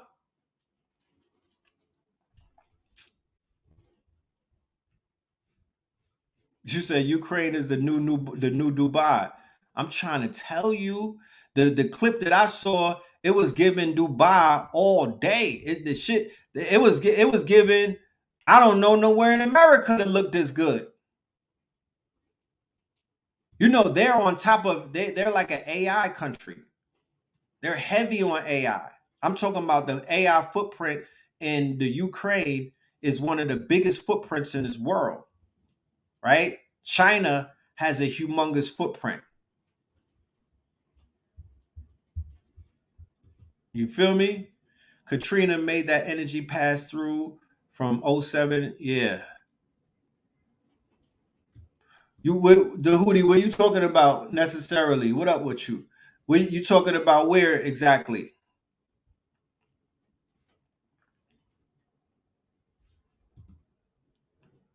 Ukraine is gonna look like Mars. They all gonna be walking around with the Apple headset on. You know, look, man, we in the future. We literally in the future with these headsets. You know what I'm saying? With these headsets, this is different. This is not the metaverse. This is not going to flop. And this is an Apple. extraordinary cinematic experience. I wonder what Prawn is going to look like. You can bring in a beautiful environment and make your screen feel 100 feet wide. So there goes your theater. There goes the theater. Then people have home theaters. Vision Pro is a wonderful way to play your favorite games. Oh gosh. Just connect your controller and play on a massive screen It's with over. incredible audio. Them NBA niggas is over. With Apple Vision Pro, you can create the perfect workspace, no matter where you are. The web comes to life at fantastic scale. Text is crisp and easy to read. Browsing the internet feels new. Shit look crazy. Now marry AI with that, because you know ChatGPT is on the phone now. Oh, and they got plugins. Damn, I wish I had my bomb set up. Crazy. And Safari expands so you can see all your open tabs. So stop wasting your time trying to make white people feel Your favorite sorry apps for you. from Apple and the App Store are there. They plugged into the future. They don't You care can about arrange you no them more. however you like and work seamlessly across them. Hi. Hey. Hi, did you receive the deck? Yeah, I'm looking at it now. Oh, great. So what did you think? Right. FaceTime looks and sounds amazing in Apple Vision Pro. You see people life-size. Right. So real quick, I'm gonna pause that. And not to be on no conspiratorial stuff, but imagine and Ganja Daddy. Yes, I'm thinking what you're thinking, right? The nanobots, right? The fact that people have a quote unquote operating system in their bloodline, right? The fact that this quote unquote virtual reality world that you're being quote unquote inundated in, right? That might set off some of the quote unquote nanobots, these intelligent life forms that are flowing through your blood veins by the way of the Jabberwocky. Okay? Because of course, you already see that that is having a profound effect on healthy people, right? Died suddenly and things of that nature. Yeah, it's 3,500 or 3,400 at this point. This is the first version. You know that the price is going to go down, but you could basically, Apple, you could pay off that 3,400. If you have the Apple credit card, you could walk out of Apple with the headset without paying a coin, right? This is 1,500. I got the 3. This is the Pro. This is 1,500. So what the fuck is another 1,500? They throwing 1,500 at bottles right now. If you go and get your ass some Ciroc and Darien, you're going to pay 1,500. They paid $500 to go to Rick Ross car show. People got it. People got it. I'm not saying that we got it, but people got it. Like I say, this is a luxury item, right? I will expound on the plugin GPT. If y'all want me to do another masterclass on the AI, because we're 6 months in, you just leave me say something in the chat room and whatnot. Give me like a fire emoji or something like that, because I've been compiling a lot of information and I've been working arduously on my course and whatnot. But I do want to do another master class, because I'm like, the people, at least my audience, y'all haven't really heard me talk about this technology shit in a very long time. And there's some powerful shit going on right now that nobody is really talking about. And I'm kind of, all I hear is fear. Niggas is on fear. The fear mongering, that shit going crazy. So I want to help break you out of the fear mongering, because you don't have to be in fear, right? The inevitable of things going down is something that you have no control over, right? You can't control if technology is gonna, you couldn't control that this headset was gonna drop. Did you niggas protest? You couldn't control that. They just popped up and they threw it on you. They just popped up like, you know, here it goes. There's nothing that you can do to stop that. You couldn't control Nintendo when they came out with the quote unquote Gyromite and Duck Hunt. You understand? You couldn't control, you didn't clothesline Steve Jobs when he was on stage introducing you to the first iPhone, right?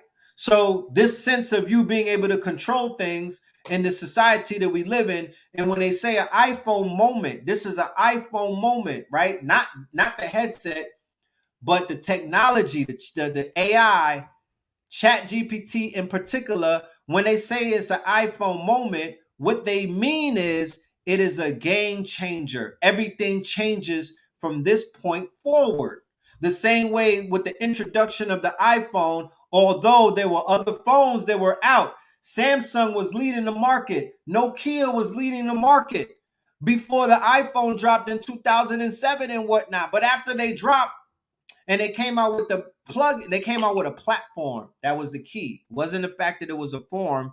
It was the fact that they gave you the app store and they gave access to developers, third-party developers, to now get on a platform and whatnot and build different plugins and apps and things of that nature. Preem!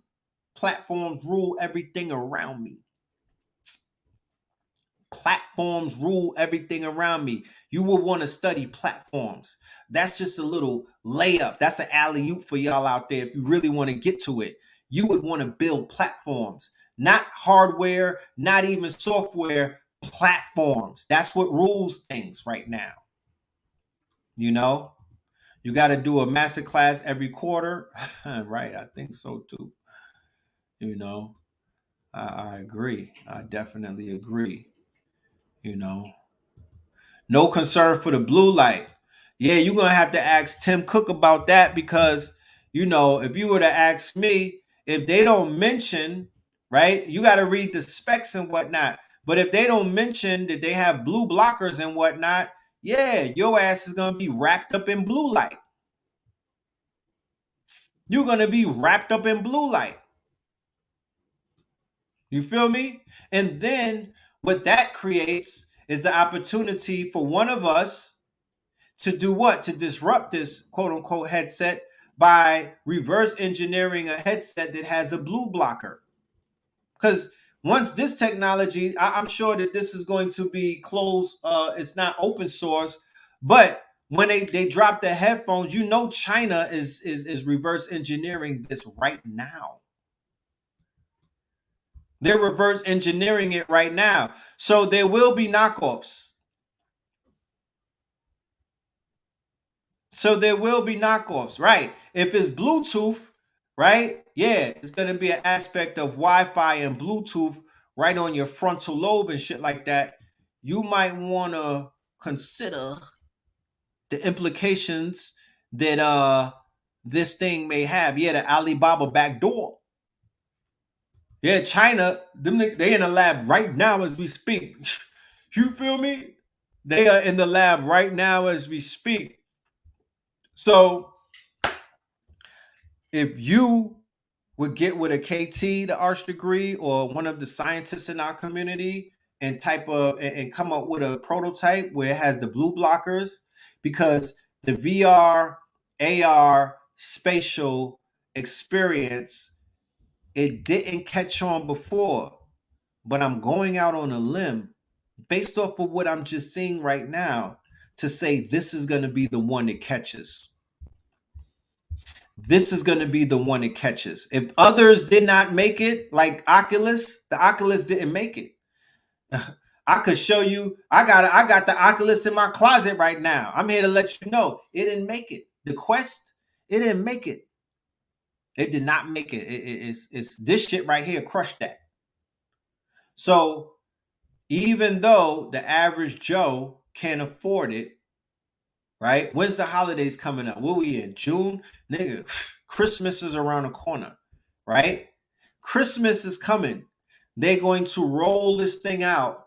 So by the time December comes, if you not trying to get it, shorty that you be in her inbox trying to, anything that you want, she might want it. Or she gonna want it the same way they wanted PlayStation 5, The same way that they lined up for iPhone 14. Remember, we talking about the #1 luxury brand in the world.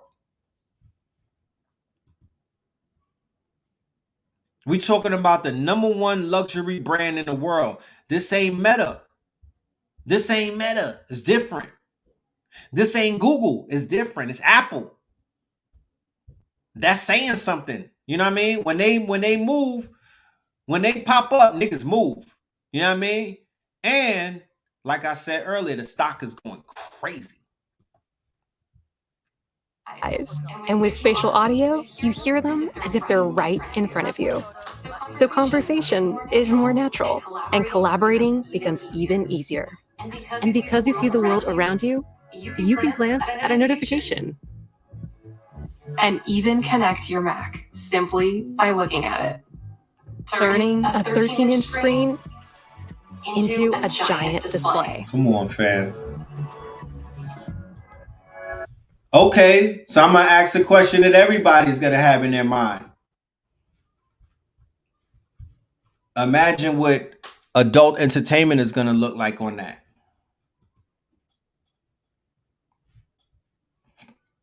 Niggas is really about to be on lockdown. Y'all got the rolls and whatnot with the motherfucking Apple headset. Yeah, you ain't gonna get no answer when you hit her with the "what you doing" text at 3 a.m. Where's my bombs at? Ah! Yeah, this shit is about to really turn up. You know what I'm talking about? Y'all fellas, you gonna have to hit shorty before midnight if you try to get some action, because you're not gonna be able to compete with shit like that. You know what I'm talking about? Not only do they got the rolls, they got the automatics, they got the AI, they got an AI phallus. You know what I'm saying? That nigga he going like the bunny. He goes like the fucking like the Energizer bunny. You know what I'm talking about? So you competing with the rolls, you competing with AI Tupac, right? And the goggles? You competing with all of that? Yeah, you better hit her before midnight, and you better say you coming to cook some food. You have to make human interaction sexy again. You know what I'm talking about? You're gonna have to make human interaction sexy again. Because they like, nah, I'm good. I'm in the virtual world right now. You know what I'm saying? I'm married to the AI. Alexa, play Pound Town. Hey, you don't want me to say the lyrics, right? Because the sun is still out, but you know what I'm talking about. You know what I'm talking about? She said she was waiting. Ha! You know I'm gonna cover that. You know what I mean? You know I'm finna cover that. You know? And they know this. I'm about to go on Reddit when I get off of this and see what is Pornhub looking like on the Apple Vision Pro. Because I know the white boys is going to be talking about that all night. But yeah, shit crazy, bro. This is crazy right here. You feel me? In Apple Vision and Pro, you know the scammer's going to have a whole bunch of these. Your space. Beautiful environments let you extend beyond the dimensions of your room. Like on a plane. So we looking at the basics of what this thing has to offer. But of course, I'm thinking through a conscious mind. So in my conscious mind, I'm exuberant because I'm like, finally, I could visit Lemuria. Finally, I could go to Atlantis. Finally, I could go chill with Cleopatra and try to get to her before Mark Antony pulled up. You know what I'm talking about? So with the world of Midjourney and with the world of AI and 3D technology, Unreal Engine and shit like that, all I'm saying is the level immersive teaching, right? Yeah, they're gonna have OnlyFans is coming virtual. And I don't know if y'all ever seen that shit virtual. I saw Meg Thee Stallion virtual. Let me tell you something. I'm not even a quote unquote Meg Thee Stallion fan. You know what I'm talking about? I'm not her biggest fan like that. I'm not really into her like that. But that virtual experience, it was like a concert with Meg Thee Stallion and her fucking knees, bro. I was a fan after that. Yeah, Centauri Lanes up the river. You know what I'm talking about? I'm gonna be there at his sentencing. I'm a fan now. I'm part of her fan club. Yeah, that virtual concert made me a fan because it was like she was right there. It was like she was singing to the God. It was like personal. It was like personal. It hit differently, and that was on the Oculus Rift. I'm just being 100 with. I'm just keeping it a buck with you, bro. You feel me? I saw all her skin. I was looking at her pores. That's how clear it was. I literally was like this. I had the goggles on, and Blue and them was like my hands was reaching because I was trying to touch something. You know what I'm saying? It didn't have no signs that said you can't touch. So I was trying to touch. And it was VR. I had to snap back like, nigga, this is a game. Oh, shit. But it's real. So if they doing that with Meg Thee Stallion, what they doing with Pinky? What are they doing, right? With your favorite quote-unquote adult entertainer? We about to lose the youth. You know what I'm talking about? We about to lose these little ones and whatnot. Y'all better be sure. Look, so what I'm doing is I'm gonna do some research after we get off of this thing, right? I'm gonna get off and I'm gonna do more research about this device and what it has to offer, right? Because immersive learning is the future. Immersive learning is the future. Imagine if we could teach the youth about their glorious past, future, and present, right?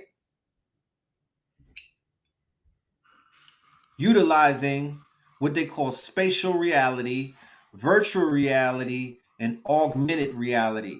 Because it's not for the baby boomers. This device is not for Gen X and Y. This device is going to be primarily for the 17 to the 35-year-olds. I was trying to touch her knee.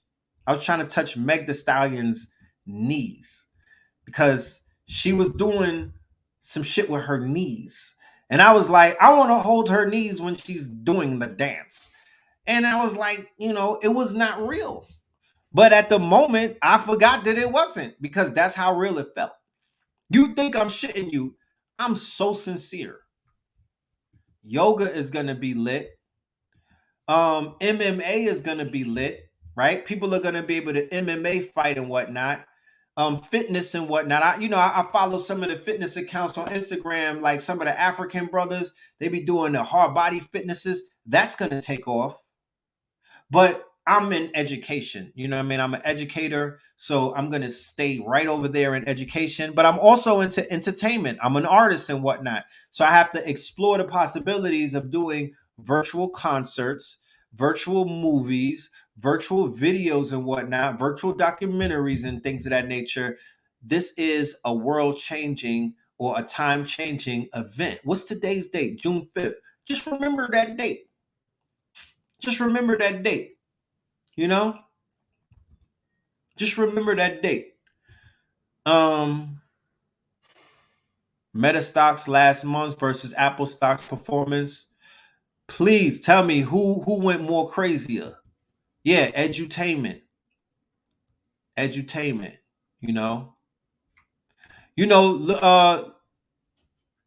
Kodak Black said the same thing. He said he knew it was fake, but he still ate it because he's a gremlin. You know what I mean? Yeah, we know things are fake, but keep in mind, we live in a world right now where escapism is the biggest thing going for everybody, right? The world is people are escaping because some people are tapping out. I hate it here. And they're leaving, right? This world is the aspect of escapism. It's not coming from me. I'm a social scientist. I study trends. You feel me? I read research. I read papers that give me migraines. Facts. Look, here's some of my research papers that I be reading, so y'all know I ain't capping. Like, I read research papers, right? This is a research paper called Darkbird, a language model for the dark side of the internet, right? This is an LIL research paper. You feel me? This shit has scientific terms that I need to look up on a dictionary. Like, I'm a real researcher. I'm not sitting here. I don't do research on shit that I can't touch. You know what I mean? No disrespect for people that do shit like that. But I be asking y'all, why y'all not at Comic-Con? Why y'all don't take y'all imaginations and make millions off of it? Some of the YouTubers who have very vast imaginations and whatnot, they're not into creating anything out of their imagination. Where's your products at? Nigga, where's your toys? Where's your video game? Where's your books? Where is your products?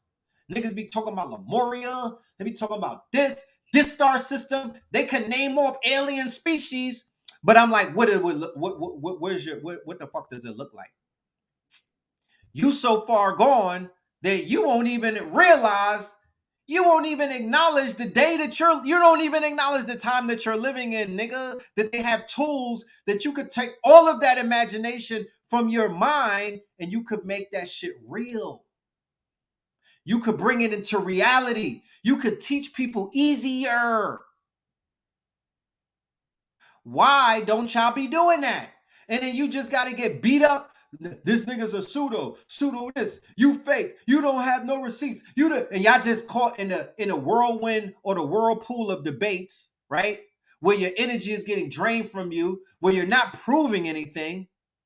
You're not helping elevate anything in the culture, where you could took that energy and went to Mid-Journey or DALL-E 2. You could create a comic book. You could create a graphic novel. You could create a movie script. You could create a toy. You could create a video game.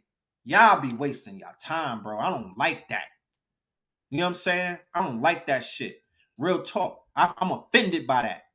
You know what I mean? Because I know if Delbert Blair was here, he would be taking advantage of this shit. I don't like that. I don't like the fact that y'all here with this information and y'all not doing nothing with it except bumping your gums.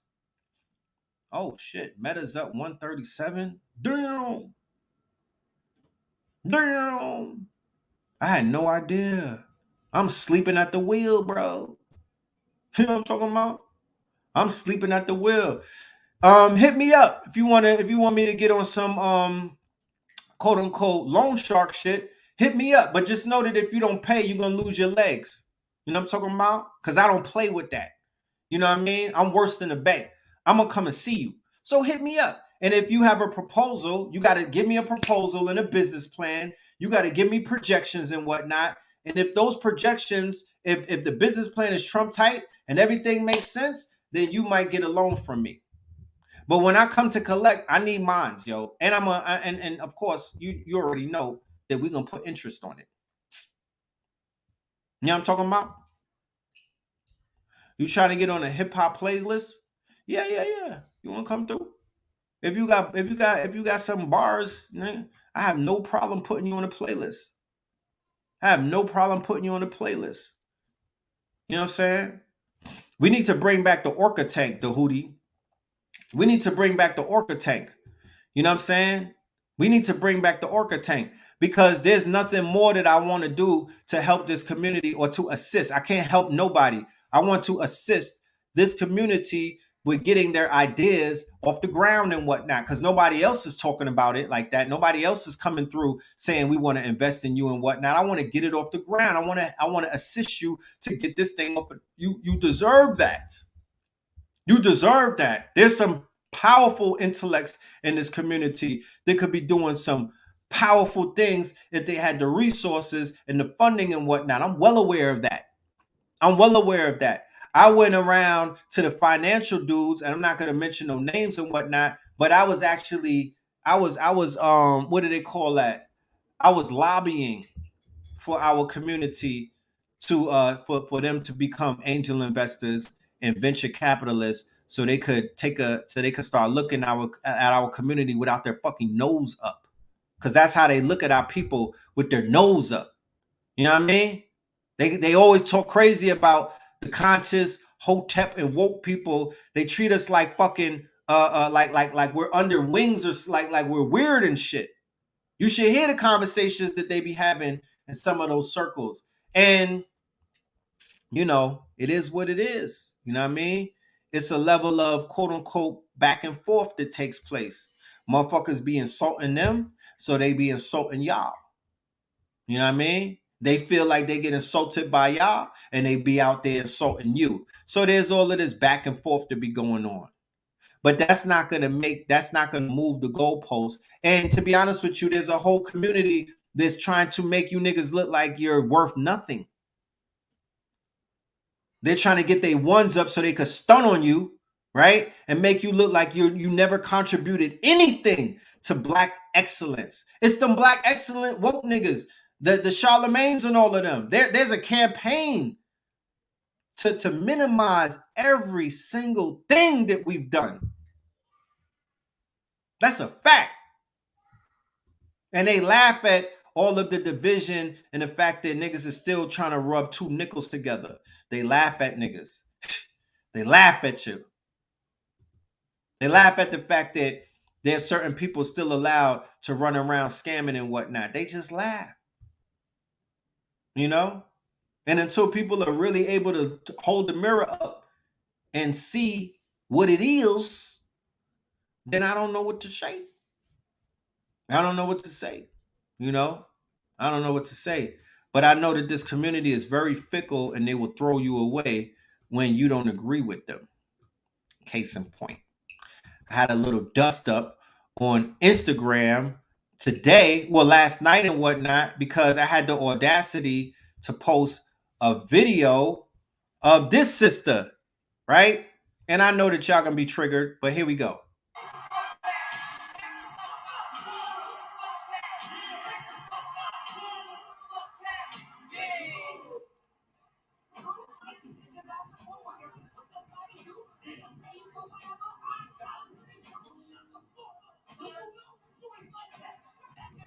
Now, to add context, did y'all just see that? Or did my screen just share that? To add context to what you just saw, so people is like, oh my goodness, I'm appalled. How could he, right? First and foremost, the sister's from the Bronx, right? Y'all know me, I'm from the Bronx. I was living in the Bronx before, hold on. Y'all just didn't see that? Oh, okay, hold on. Let me share that.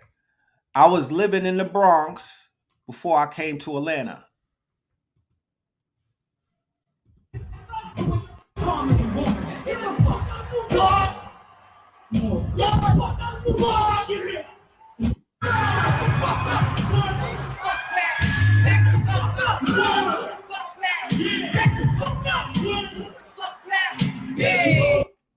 Now, for context purposes, this ain't no backpack rap. You know what I'm talking about? This ain't no backpack. This ain't no conscious rap. This is some straight gutter shit from the Bronx. This ain't drill rap though, but this is quote unquote one of the hottest songs in New York City right now. Now, let me share something with you. At first, when I first seen it, I was appalled. I was appalled. I was like, what the fuck is this? You know what I mean? I said the same thing that you said. We don't need no more masculine chicks, right? But then I saw a documentary this weekend on Twitter called What is a Woman? And I was like, that's interesting. That's interesting. Because nobody was able to answer the question what a woman was in this documentary. So I was in the studio about a month ago, and I'm with Cambada, and they like, yo, you know what the hottest song in New York was? And I was gonna say something else, and then this nigga pulled this song up and started playing it. And when I heard that in the studio, it sounded a little bit different because, of course, the studio got the knock because this is not a rap song. This is more like a, you know how Busta got energy songs? You know how there's certain rappers that they just give out energy. DMX gives out energy. It's a hype, it's one of those hype up songs. It's you heard it only, you didn't see it. You didn't see it? Did y'all see the video that I was just showing you? Right? Or did you just hear it? Because I did share it. Did you see it? Because I need you to see her, right? I need you to see her before we start, because I need you to get in your judgment bag too. So when they was like, yo, this shit tearing the city up, of course, you're gonna look at it differently. So I'm like, maybe I'll give this shit a fucking another listen to and whatnot. Then I heard that shit in the club and I seen how the shit tore the club up. So I'm like, oh, okay.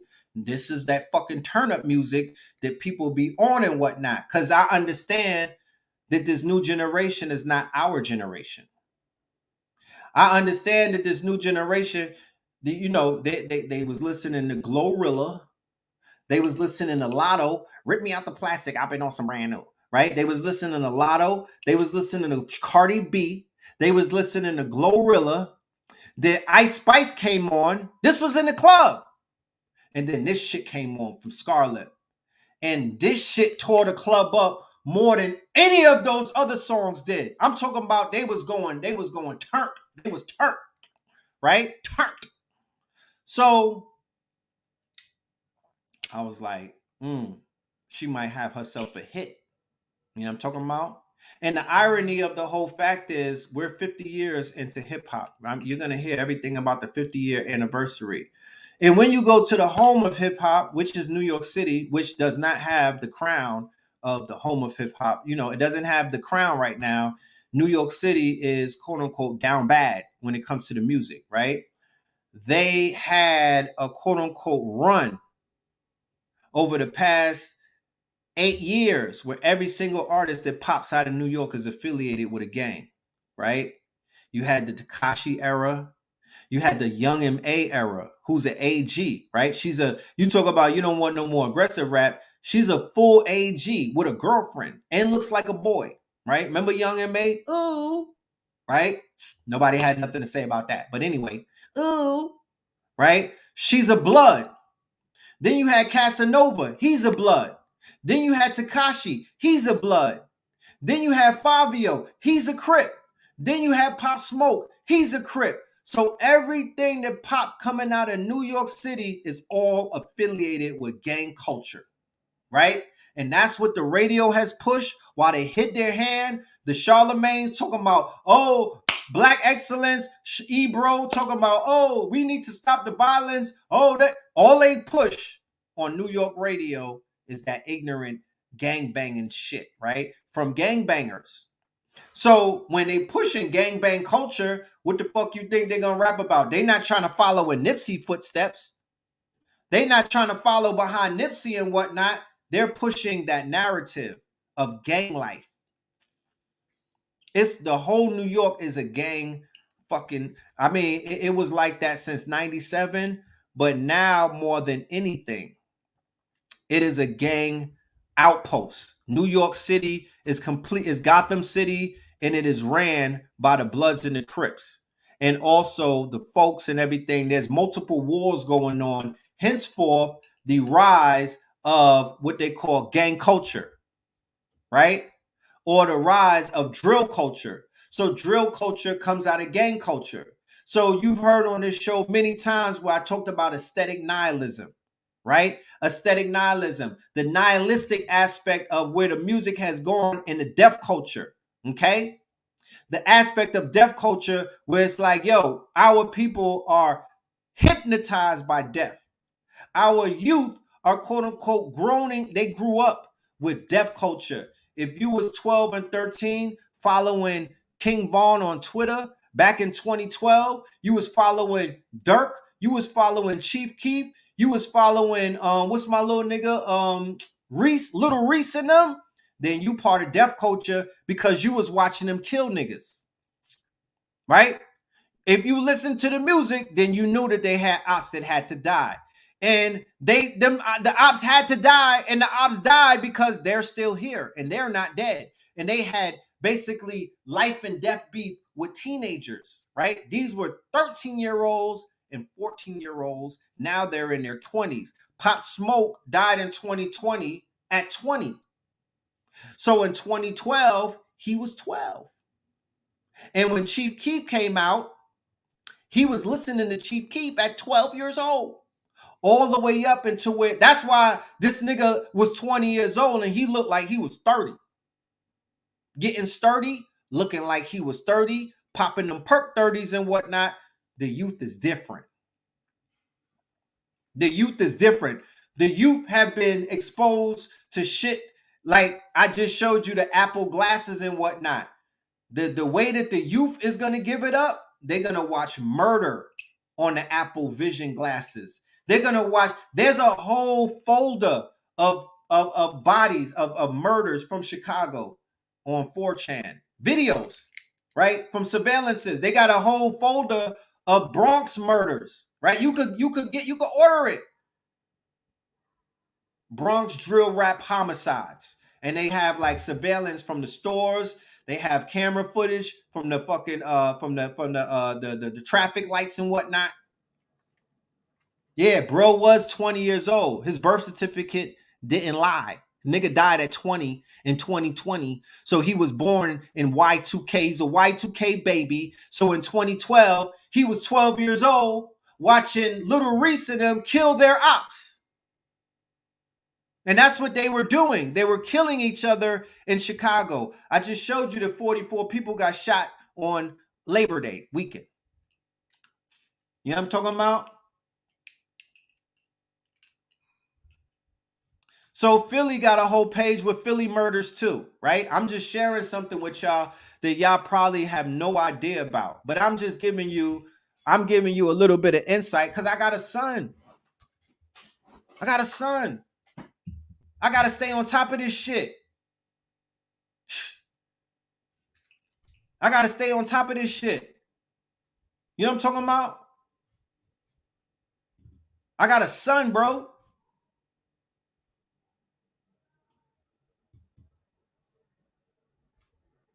The song that I was playing, I don't even know the name of it. I think her name is Scarlett. I don't know the name of the song.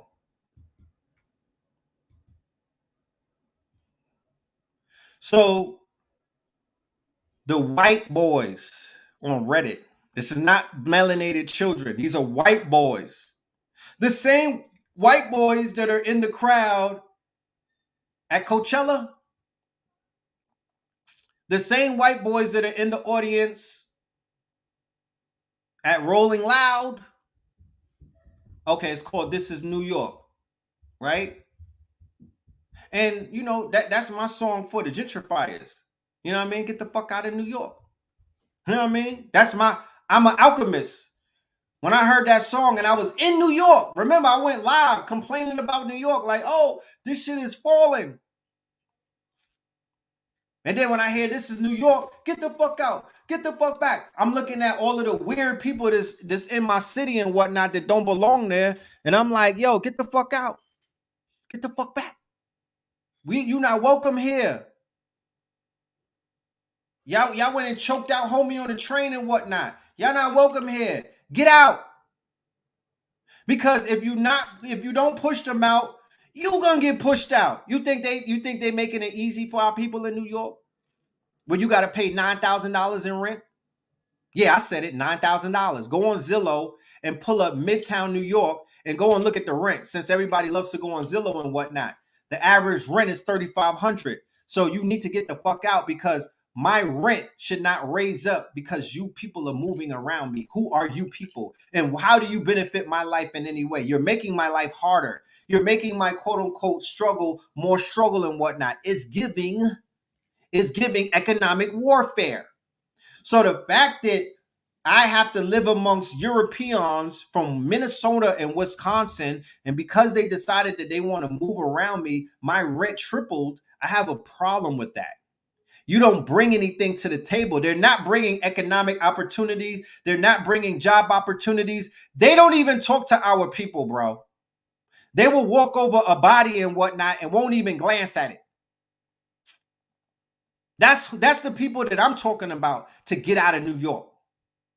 So if you don't turn up on them, if you don't make them feel uncomfortable, if you don't let them know that they're not welcome, then they're going to run all over us.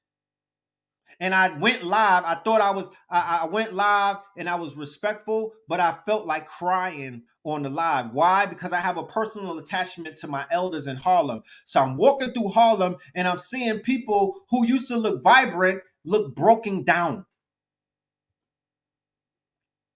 They struggling, bro. The elders can't get to the money like the youth and whatnot. The youth is out there robbing folks. They selling drugs. They doing escapism and whatnot. They on hard drugs because it's hard to pay the bills in New York. They're on hard drugs because people are trying to kill them because they have drill rap and that's real life beef. That's not rap no more. That's murder. In order to be a drill rapper, you got to have somebody that's trying to kill you. And I'm not talking about kill you. I'm not talking about when they see you, they be like, nah, I'm just playing. They airing niggas out in front of their babies, bro. They airing niggas out in front of their mamas.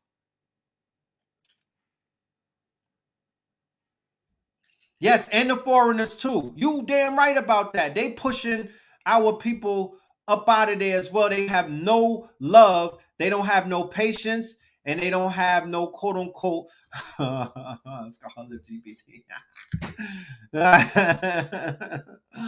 You're funny.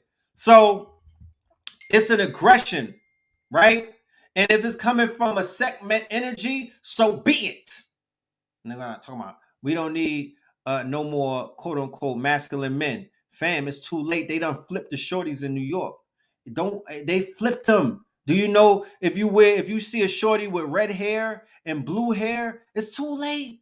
They got exposed to something that I'm not even gonna say on this live because I'm gonna be respectful to the women on this live. But when you see you see Blueface with his baby mama and she got the neck tats and whatnot with the blue hair, yeah, she's already been exposed, right? She's part of the fucking gang, bro. They got her. When you see shorties with red hair, they're gone. The only thing at this point is intervention. Yo, sis, can I talk to you for a minute? Get the fuck back. Shit. All right, cool. Can I have a word with you? What the fuck I look like saying that? You know what I mean? They angry. They traumatized. So is the boys. The boys is out there killing shit at 13 and 15, 16 and 17 and whatnot. They don't want to talk to the OGs. You got to come to them on some Jim Jones shit. You feel me? I'm being so sincere with y'all. And y'all might not look at it because you have the quote unquote the opportunity to watch this from your phone. Me, on the other hand, I can't walk in my city because my face card is basically I can't walk through my city without my face being recognized. When I come into my city, I got to deal with the problems of my city sometimes. You understand? When I walk into my city, I got to deal with some of the drama that's going on in my city because of my face card, bro. So I got to hear about the bodies. I got to hear about the killings and whatnot. I got to hear about the traumas and shit like that. I got to deal with that. I can't run from that. That's the shit I signed up for. So here it goes back to this sister. Like I said, I had her on the back burner. Like, yeah, they call females bro, right? They very masculine, especially in the Bronx. You know what I'm saying? They was masculine when Remy Ma was out. If y'all watch battle rap and y'all familiar with the New York girls that rap and whatnot, you know their energy. You know their body and whatnot. If you familiar with Cardi B, you know that's a Bronx shorty. I was saying that the irony of the whole thing is when I went into New York on the 50th anniversary of hip hop, who's running New York? Ice Spice, Scarlett, and Cardi B. All from the Bronx. Go and listen to New York terrestrial radio. It's not me saying it. People be wanting to judge. They love to judge what I say because they just trying to find a flaw and whatnot, not knowing that I keep it fucking real. And I'm not here to make friends with you niggas. And I'm not here to gloss over the facts. I'm not here to gloss over the facts. And it's a little bit uncomfortable. Where's Lola Brooke? Because she's running shit too. I don't know if she's from the Bronx. Where's she from? I just want a rough neck nigga. What a thump. Right? The women is running New York rap in the 50th anniversary of hip hop, the home of hip hop. You have women with no bars.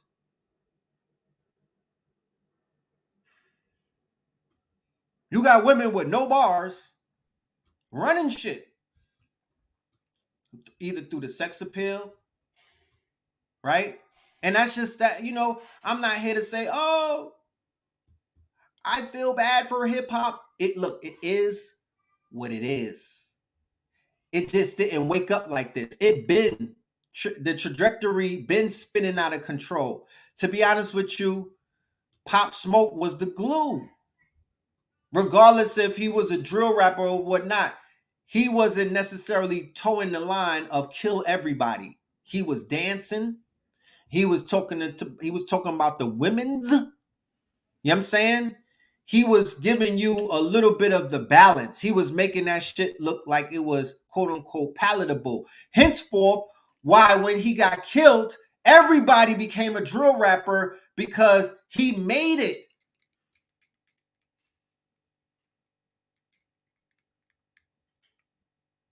Cool. Right? He sold niggas, he marketed drill rap like the hottest thing since fish grease. When he died, all they had was the fucking hype. Everybody wanted to be on that level that Pop was on. He died in his ascension. He died on the way up. He died his rocket, like how Tesla be sending them rockets up and they blow up. That's how Pop Smoke was ascending. He was going into megastar status. And then he went down. So all of the shorties, the women who were attracted to him and whatnot, right? They was feeling his energy, right? They was feeling his energy. They was like, nah, I fucks with Pop. I want to F Pop, right? They wanted to sleep with Pop. They wanted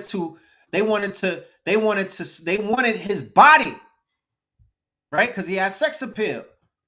We just being real with it. Because I have a different conversation. Nobody could talk like this. You know what I'm talking about? I don't play this fake ass, fake ass. No, nigga. When I work out, I told y'all this before. I tap into my primal self. I don't have to sit around plotting on killing and murdering and everything. I'm just not in that frequency. I'm not there. But when I want to tap into some type of warrior spirit, nigga, Common is not going to do it for me. Nigga, Vic Mensa is not pushing my buttons like that. You know what I'm talking about? So when Pop died, the whole city was traumatized. This was in 2020 during COVID, when they were telling everybody to stay home because you could die. Once Pop got killed, niggas was outside saying, kill me. I don't care anymore. You understand? If this nigga could go to LA and get his top popped, I'm coming outside, niggas. And I'm busting my gun. And then George Floyd happened. And then the city turned to Gotham City. And then we got our soundtrack, Fabio. The beef between the Woos and the Chews, right? Nas Blicky and them, and they killed Nick Blicky and whatnot. So then the bodies started dropping. You understand? Then niggas in the Bronx started drilling and whatnot. Then niggas in Harlem started drilling and whatnot. So now the drill culture runs our city and everybody's gang affiliated. So if you looking for a woman to be less aggressive, you looking in the wrong place. You're looking in the wrong place. They're here for the blood. They're here for the smoke. They're not here. They're here with the energy of segment. They're here with the energy of Kali Yuga. Lola Brooks got that energy. Scarlett got that energy. Remy Ma got that energy. Remy Ma is not rapping right now, but she got a whole battle league for females, and all of them is being disrespectful. They'll fucking make you blush.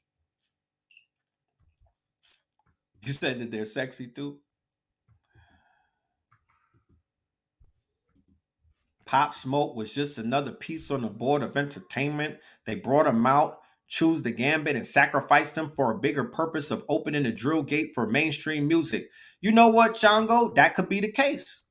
He did get sacrificed by a 15-year or 17-year-old. You know what I mean? Y'all are being introduced to the shit that I used to try to tell you about the Bronx when I used to go live. Y'all are being introduced to the DNA of the borough that I was born in.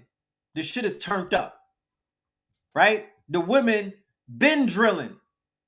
When Africa Bambaataa and them niggas had the gangs and whatnot, the black splays and whatnot, the women was out there beating niggas down. What is you talking about? They been on one in the city. That's how they give it up. They've been calling us bro. They've been calling each other bro. They've been calling each other bro. They've been mad. They like masculine, but you know, it's almost like a fucking lion, my nigga. They'll be masculine, but they'll have qualities and traits of femininity, right? She said, I just want a roughneck nigga, right? Lola Brooks. You could tell that she's not no manly chick when you put her underneath your wing and whatnot and you console her. She's a fucking teddy bear, right? But on the stage, instead of pussy popping, they going masculine. They're on their warrior shit. New York City is on some warrior shit, like the movie Warriors, more now today than they ever was. They are mimicking what the fuck you saw in the 70s with the burnt down buildings. Warriors come out to play, yay, because all of the boroughs is at war with each other through the drill. And it's on site. It's on site. So it's a little different than the warrior that Cleopatra was too, by the way. You know what I mean? It's a little different. Yeah, that Sharkeisha is heavy in the Bronx, if y'all don't know. So y'all, people around the world is appalled. And you know, I definitely was trolling when I threw that post up because I knew that them niggas was going to react, because this is my caption. I said, this energy. She's putting all that kitty cat rap to bed. Back the fuck up. Move the fuck back. That was the shit that got them, because all of the hoes popped out like, what you mean? You came through a kitty cat. That was a troll right there, and you fell for the fucking trap. Get out your feelings. All I was doing, because I want to see one. Oh, let me rewind and take, right? Like I said, I had her on the back burner. I didn't even have her on my bingo card. What the fuck is the Scarlet? Then, little old me, I'm scrolling through Vlad. You know how I do. That's my guilty pleasure. And I see her have an interview. I'm like, damn, that was fast.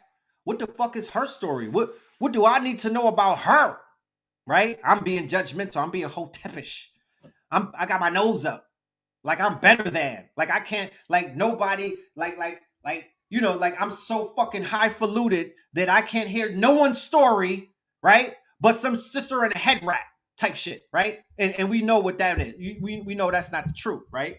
Because I'm an equal opportunity type of person. I will give you 5 minutes of your, if you have a story, I will give you 5 minutes.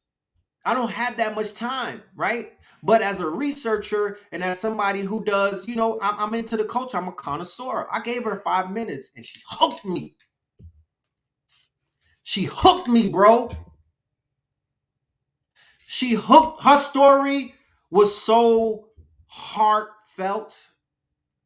She was so in her feminine fucking energy in that interview.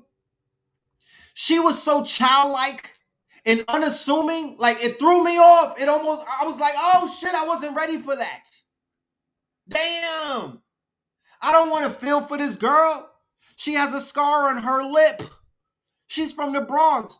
You don't feel for no shorties from the Bronx. You give them elbow love. They like it hard in the Bronx. You know what I'm talking about? You better not try to come in there on some you better not try to come in there making love. You know what I mean? You got to greet them with a clothesline. They on some Christian rock shit in the Bronx. Facts. Shout out to all of my Bronx shorties out there. I'm not lining you up. I'm just saying, if I lie, let me know. If I lie, let me know. You know what I'm talking about? So I was like, wow, she been through a lot of trauma. Wow. Damn. Life been hard on her. But she's so excited right now. She's so exuberant she's so hungry.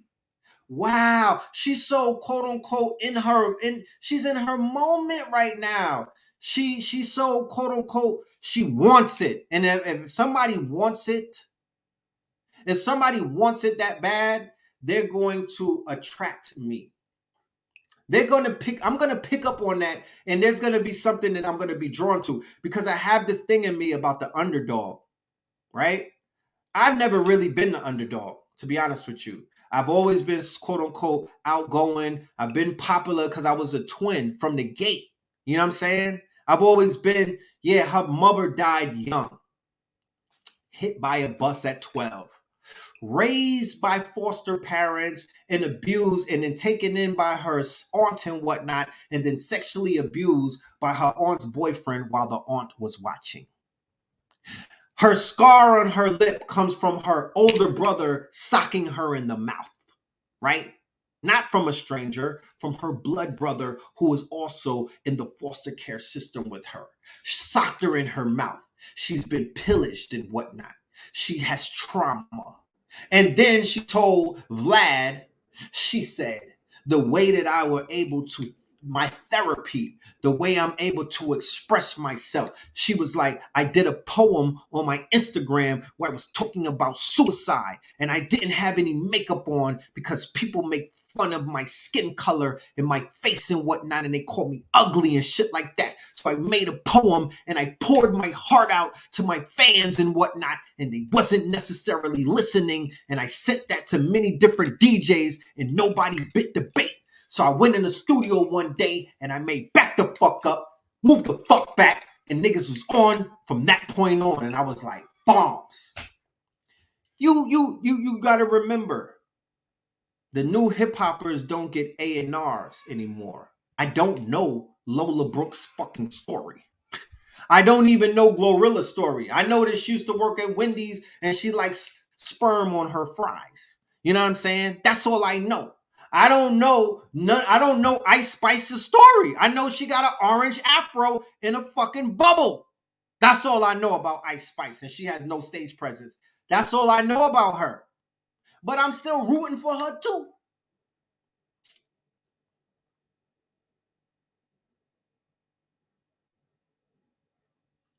She has two nations in her bosom.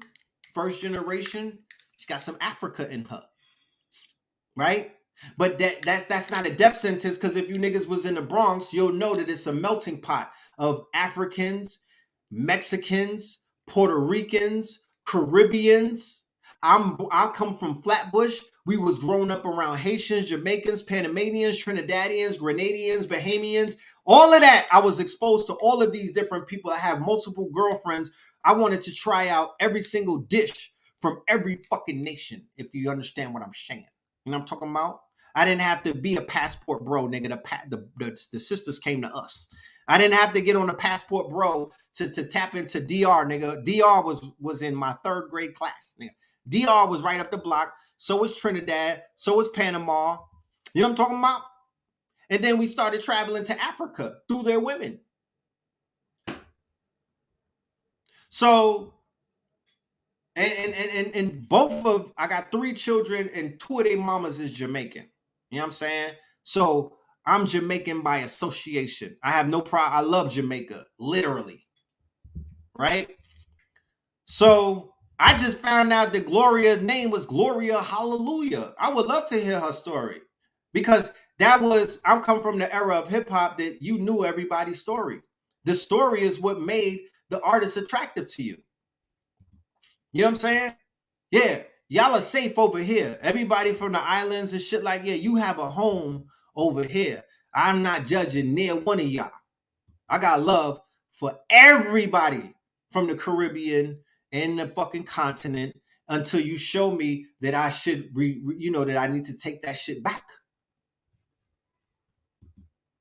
Until you show me that I should take my passport back from you, I don't have no problem with. I helped, but probably y'all was in the crib and whatnot. I was helping advance y'all culture.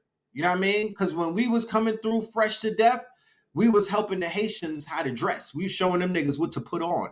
You know what I mean? Now Haitians is running the low game and whatnot. Yeah, we was responsible. We take them on the meows. We was taking them. They was our bag man. We was bagging them up. Rest in peace, Tone Capone. He wasn't a bag man. That was one of my best friends of Haitian descent. He got murdered in 94 and whatnot. He was the flyest Haitian nigga on this planet and had all of the women.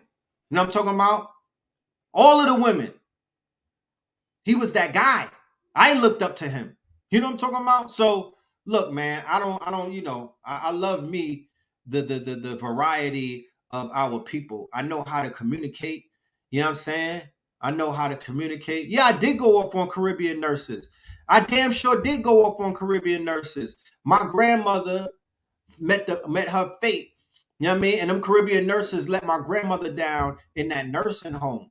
And then I experienced with the RN. I had one of my ex-girlfriends was an RN. You know what I'm saying? So I kind of knew what the fuck they was doing and whatnot. So yeah, they had to get what they had to get. But that don't mean that I have a hatred for them. That don't mean that I'm throwing them away. Yeah, the youngins are antisocial. The hate you gave little infants fucks everyone. Going back to what Tupac said thug life means. What do I think a woman, a young lady such as herself is going to rap about after she went through what she went through? That's the hate you gave little infants. We got to deal with that. We can't run from it. You're either going to be a victim or a victor. You can't run from it as best you understand who these people are and what their trauma is so you could work through the trauma. I don't like to share things that I do in private in the public and whatnot. But I actually reached out to this young lady. You understand? Offering services. I didn't reach out on some fan shit. I reached out as the big homie. You understand? Hoping that my name would ring to her so I could get her attention. You understand? I would fly to New York and sit down and hold court with that sister and rub her feet. Because I know how important she is to the culture right now. I would do that. With some fucking shea butter. I would rub her. I would give her I got them hands. I would give her a massage. I would give that girl a massage. She needs a hug. She don't need more people calling her ugly. I'm sure she heard that her whole life. They was on my Instagram going very ignorant on that sister. She never did nothing to nobody. Oh, she's too masculine. She's channeling DMX and Onyx. Her performance, I said, this is what people, I got goosebumps. Here it is. I'm in the crib working yesterday. I'm doing 1,000 things. Niggas say, yo, Summer Jam is on. Summer Jam? They still doing Summer Jam? So I'm following Summer Jam throughout the day. They had this young lady on a very little stage. It looked like she was dancing on a fucking table. That's how small the stage was. And I was like, damn. You want a hug? Come and pull up. I got you. I'm giving hugs. Just don't squeeze my buns. You know what I'm talking about? Keep your hands to yourself. And I was like, nah. I said, that don't make sense. She got the hottest song in New York City. How they gonna put her on a table and whatnot? She don't even got a stage. And the sun is out. You know, if you performing at Summer Jam and the sun is out and you got to post that content, that means that you wasn't wavy and whatnot. You gotta be on stage when it's fucking dark, nigga. When you tell the people, yo, turn off all the lights. You niggas turn your phone lights on. We finna turn up. You know what I mean? Imagine Pop Smoke at Summer Jam. They robbed us of that. I'm here for the moments, nigga. I'm a moment type of nigga. You know what I'm saying? The moments do something for me. Cause to be honest with you, I'm desensitized. I've been through so much. I need moments to keep my batteries charged. Yeah, the Rick Ross car show is crazy. Goals, nigga, goals. If you don't have the land to do a car show and a rodeo and a concert in the back of your crib, don't be on IG trying to stunt, nigga. We don't care about those rented houses, nigga. You need an estate. And it took Rick Ross, a fucking ex-CEO, a ex-CO, to show niggas how to really do it. The locks brought her out. Fast forward to what I was saying. So I was like, oh, you got a hug for me? Oh, it was an honor to hug you. You know what I mean? Thank you for allowing me to share my energy with you. Right? Rick Ross shit was crazy. I mean, god damn. Damn. This nigga he brought the hillbillies out. He did some shit that I ain't seen before. This nigga had a concert in his crib, bro. And they had the aerial shot. It was still empty pieces of land. Could the conscious people ever get together? All of the paperwork warriors, could you ever do that? I'm wondering. I'm gonna be I'm gonna be senile in a wheelchair before I see some shit like that coming out of this community. On God. But anyway, going back to the sister. So I was like, I had to watch Ice Spice boring ass. Shout out to her. Come holla at your boys. I'll show you how to jump around the stage a little bit. And they had a slew of other artists that don't have no stage presence. Fabio, Ice Spice. The Summer Jam was ass cheeks. I'm talking about ass cakes, my niggas. It was the most horrible fucking performance of. I mean, to be honest with you, I watched the Roots Picnic. I saw the State Property reunion. I was let down by that. I saw the Fuji reunion. I was let down by that. It was a lot of shit going on. I saw the Baby performing. I was let down by that. I saw all of them artists on Summer Jam. I was let down by that. It's just something that's not given. And then the Locks came out and they brought Shorty out. Yo, who got the hottest? Because she signed, Swiss Beats is behind her now. He was like, yo, who got the hottest song in New York? And they brought her out. Bam. Goosebumps. Niggas want me to lie. Or you want me to be pretentious on, like I'm fucking trying to impress somebody on Instagram. Who the fuck is on Instagram I'm trying to impress? If I can't speak my truth about getting goosebumps, then I don't need people to even be peeping toms, my nigga. I need niggas to quickly unfollow me. Cause I'm just gonna get you more upset in life. Cause I just keep it real with my experiences. And somehow, some way, that shit is irking all of these fake woke hotep niggas, these no teps and whatnot, that had something to say. No. I saw her come out on stage, the underdog that I'm rooting for. Because once I saw the Vlad interview, I said, I need to see her win. I don't need to hear her spitting that masculine shit no more. Because I saw her femininity. Who's going to bring out her femininity, right? She's going to have to bring that out through experiences. You know what I mean? She's going to have to bring that out through experiences. You know what I'm talking about? So experience will bring out the artist in her, and who knows what they're going to deliver. I don't know. I really don't give a fuck. But I wanted to see her have those moments. A woman who admittedly said that she was trying to take her life at one time in life. At that point, it's like, you got to live your life to the fullest. At this point, I want to see you win.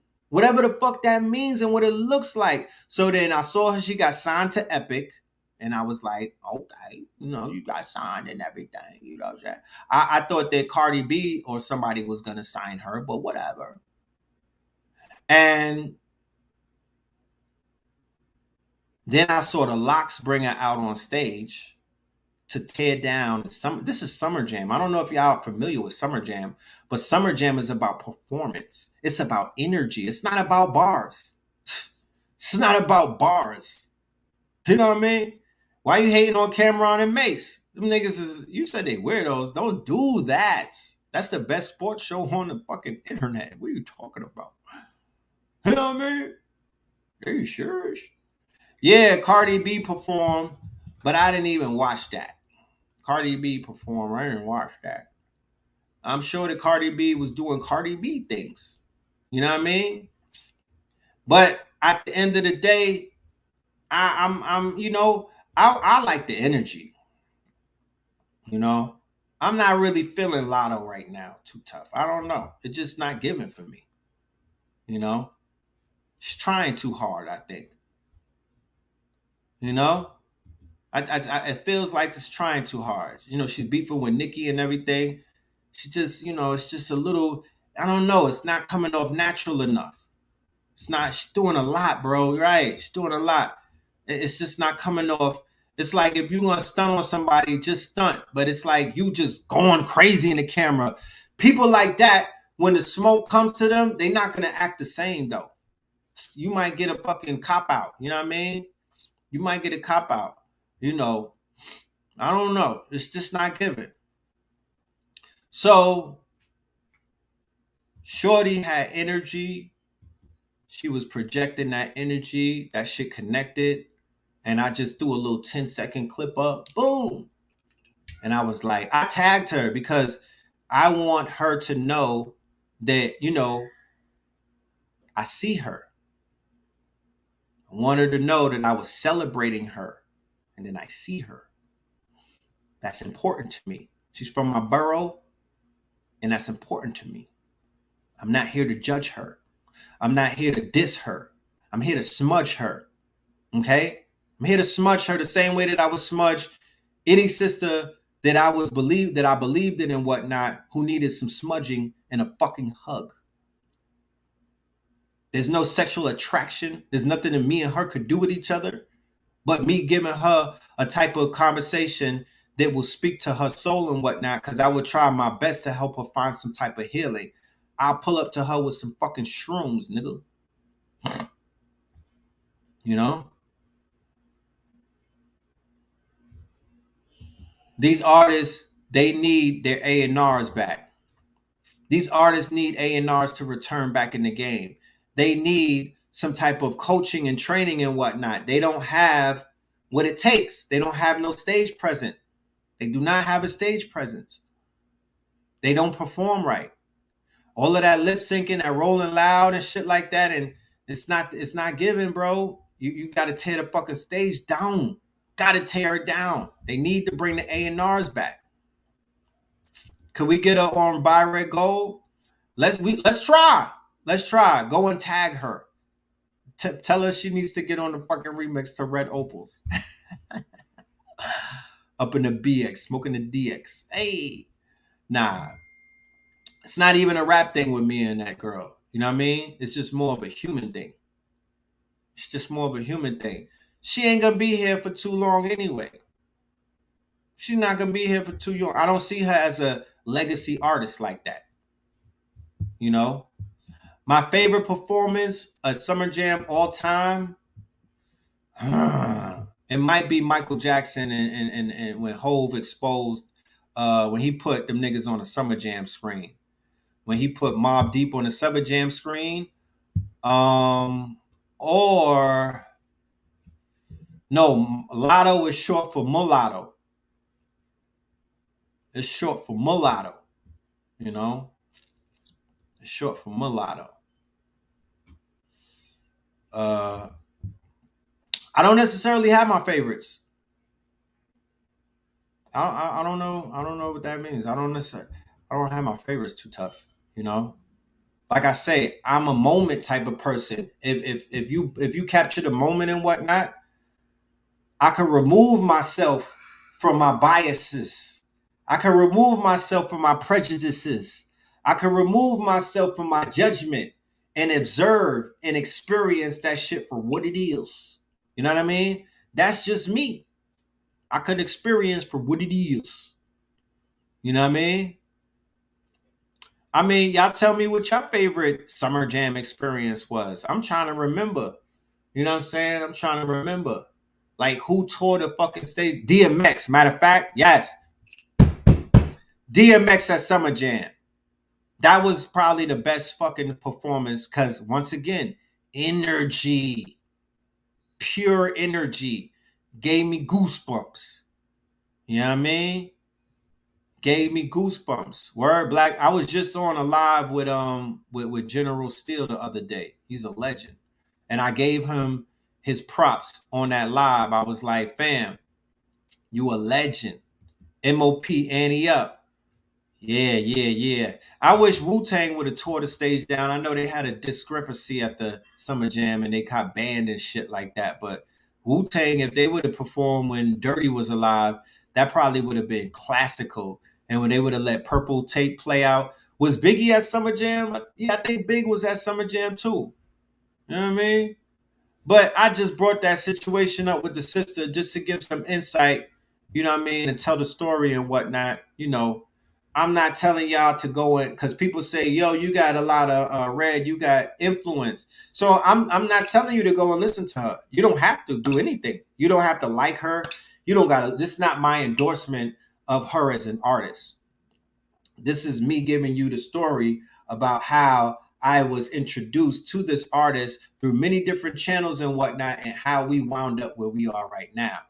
But I'm also letting you know that because of the trauma that this young lady went through, I basically would love to see her receive some type of healing from some of the healers or the helpers in this community, because who else is going to do it? Who else is going to do it? You know, who else is going to do it? I don't know. I'm wondering who else is going to bring it to her. I thought that's what we do.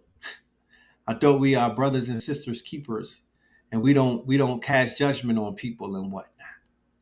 Thought that's what was going on over here, but I guess that's not what was going on over here, and we lost our ways. And I have to re-examine what the fuck we doing over here. You know what I mean? Because it has to be. You know, I need some more clarification. What are we doing? Are we a fucking church? Are you niggas Christians with onks on? You know what I mean? What are we doing? Are we here to help? Or are we here to point fingers and to fucking down people? What are we doing? What is our purpose? Right? Are we out here making enemies with the whole world and whatnot? Or are we out here helping people and assisting people in their quote unquote climbs through from out of the sunken place? I'm wondering, are we uplifting fallen humanity? Or are we one of those elitists who turn their nose up to fallen humanity? I would love to hear that question answered by some of y'all one day. But I'm out of here. It's been a pleasure. I'm three hours and 30 fucking minutes in. You know what I mean? It's been a pleasure. But yeah, I'm tapped out. You know what I'm saying? I gotta actually get back to fucking work. You know what I mean? Tap into the Patreon if you haven't already, or send a cash app. Shit, I accept all of that. You know what I'm talking about? And I appreciate y'all for your time and your attention. I just want to really leave, you know, because I'm a parent. We all parents. You know what I'm saying? I'm not playing with this culture. I know that this culture is very dangerous. This is not a culture to play with.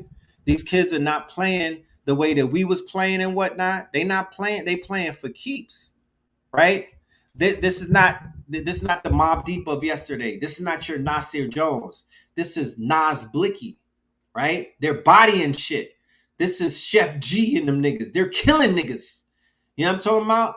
This is NBA and fucking NBA young boy. They catching stains, my nigga. They're bodying shit with big weapons. They not just shooting. They shooting niggas with Call of Duty guns, military issued stuff like that, and they are influencing our children to be killers, drug dealers, drug quote unquote fiends.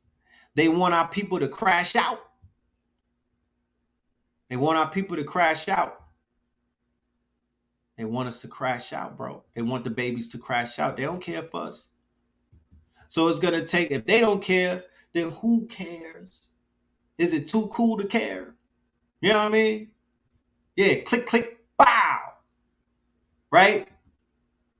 A lot of trauma.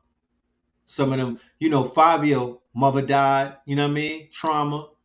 Undealt with trauma. Pop Smoke got the shit smacked out of him when he was 13 and the shit went viral on YouTube. Trauma. Then all of their friends started getting killed. Trauma. Chef G got his face cut, whatnot, and clapped that. Trauma. Right? So all of these traumatic experiences, and now they're emoting through wax. They're emoting through the sound waves and the frequencies and whatnot. You know what I mean? And until you niggas is ready to storm the radio station and put beats on these program directors, then we're going to have to work from the ground up to steer the energy into a more positive type of frequency. So you influence those that influence others. That's how this shit works. You know what I mean? So with that being said, love and light to everybody. I appreciate y'all. I will see you very soon, maybe on Thursday or maybe before that. You dig? We're going to leave y'all with Red Opals. Video coming soon. Up in the Dumbo, smoking the gumbo. Few blocks before green, yet up in the jungle, coking the bundles. It's history in the making. I'm popping like fish to the grease and the bacon. My bitch is Jamaican. United we stand, dividing these bands. They hide in their hands. I'm riding in vans, slide through your land. Hopping the sprinters, tore the underworld, popping the minter. Pull it back. And I don't know if y'all noticed or not. I haven't said this before. But this is a coming of age song. This is talking about the 90s. This is not about today. This is about my teenager years coming up in Brooklyn. This is my quote unquote, this is one of my testimonies off of the EP We Buy Red Gold. You know what I mean? And yeah, so that's what, so it's visual. So visualize it like that. This is about the young Red, before there was even a Red Pill. This is more about Twin. All right, so peace. Up in the Dumbo, smoking the gumbo. Few blocks before green, yet up in the jungle, coking the bundles. It's history in the making. I'm popping like fish to the grease and the bacon. My bitch is Jamaican. United we stand, dividing these bands. They hide in their hands. I'm riding in vans, slide through your land. Hopping the sprinters, tore the underworld, popping the minter. Blended the turtles, I'm popping that splinter. Watching the snowfall, dropping the winter. Dodging the pitfalls, watching this bitch fall. And I still managed like Rich Paul. The paper was calling, I had to go switch calls. I spoke to my twin, I told my young boys I'd never be broken again. Invoking the gins, spitting the spirits, I'm soaking the gin. Your man's in the woods, we smoking on him. Fuck do you mean? We up and squeeze, tuck it and leave, we leaving a stain. Fuck up for breeze, running the banks, causing a crashing. Feather the feds, Moorish the fashion. Horse was smashing, kicking the door. Waving for force, it was blasting. Mother the gassing, loving the passion. Eat on your food, the brother was fasting. The weapon that formed against me was me. Perfected the storm as Bentley receipts. Washing the Benjis, we rinse and repeat. Century of self, I'm centered on me. Red as the pillar, I'm pushing the piece. Higher the level, I'm pushing the keys. They going for 19. The summer is mine, I'm going for 19. Thunder and lightning, flooded the bright lean. The hunger was biting, biting. Woo.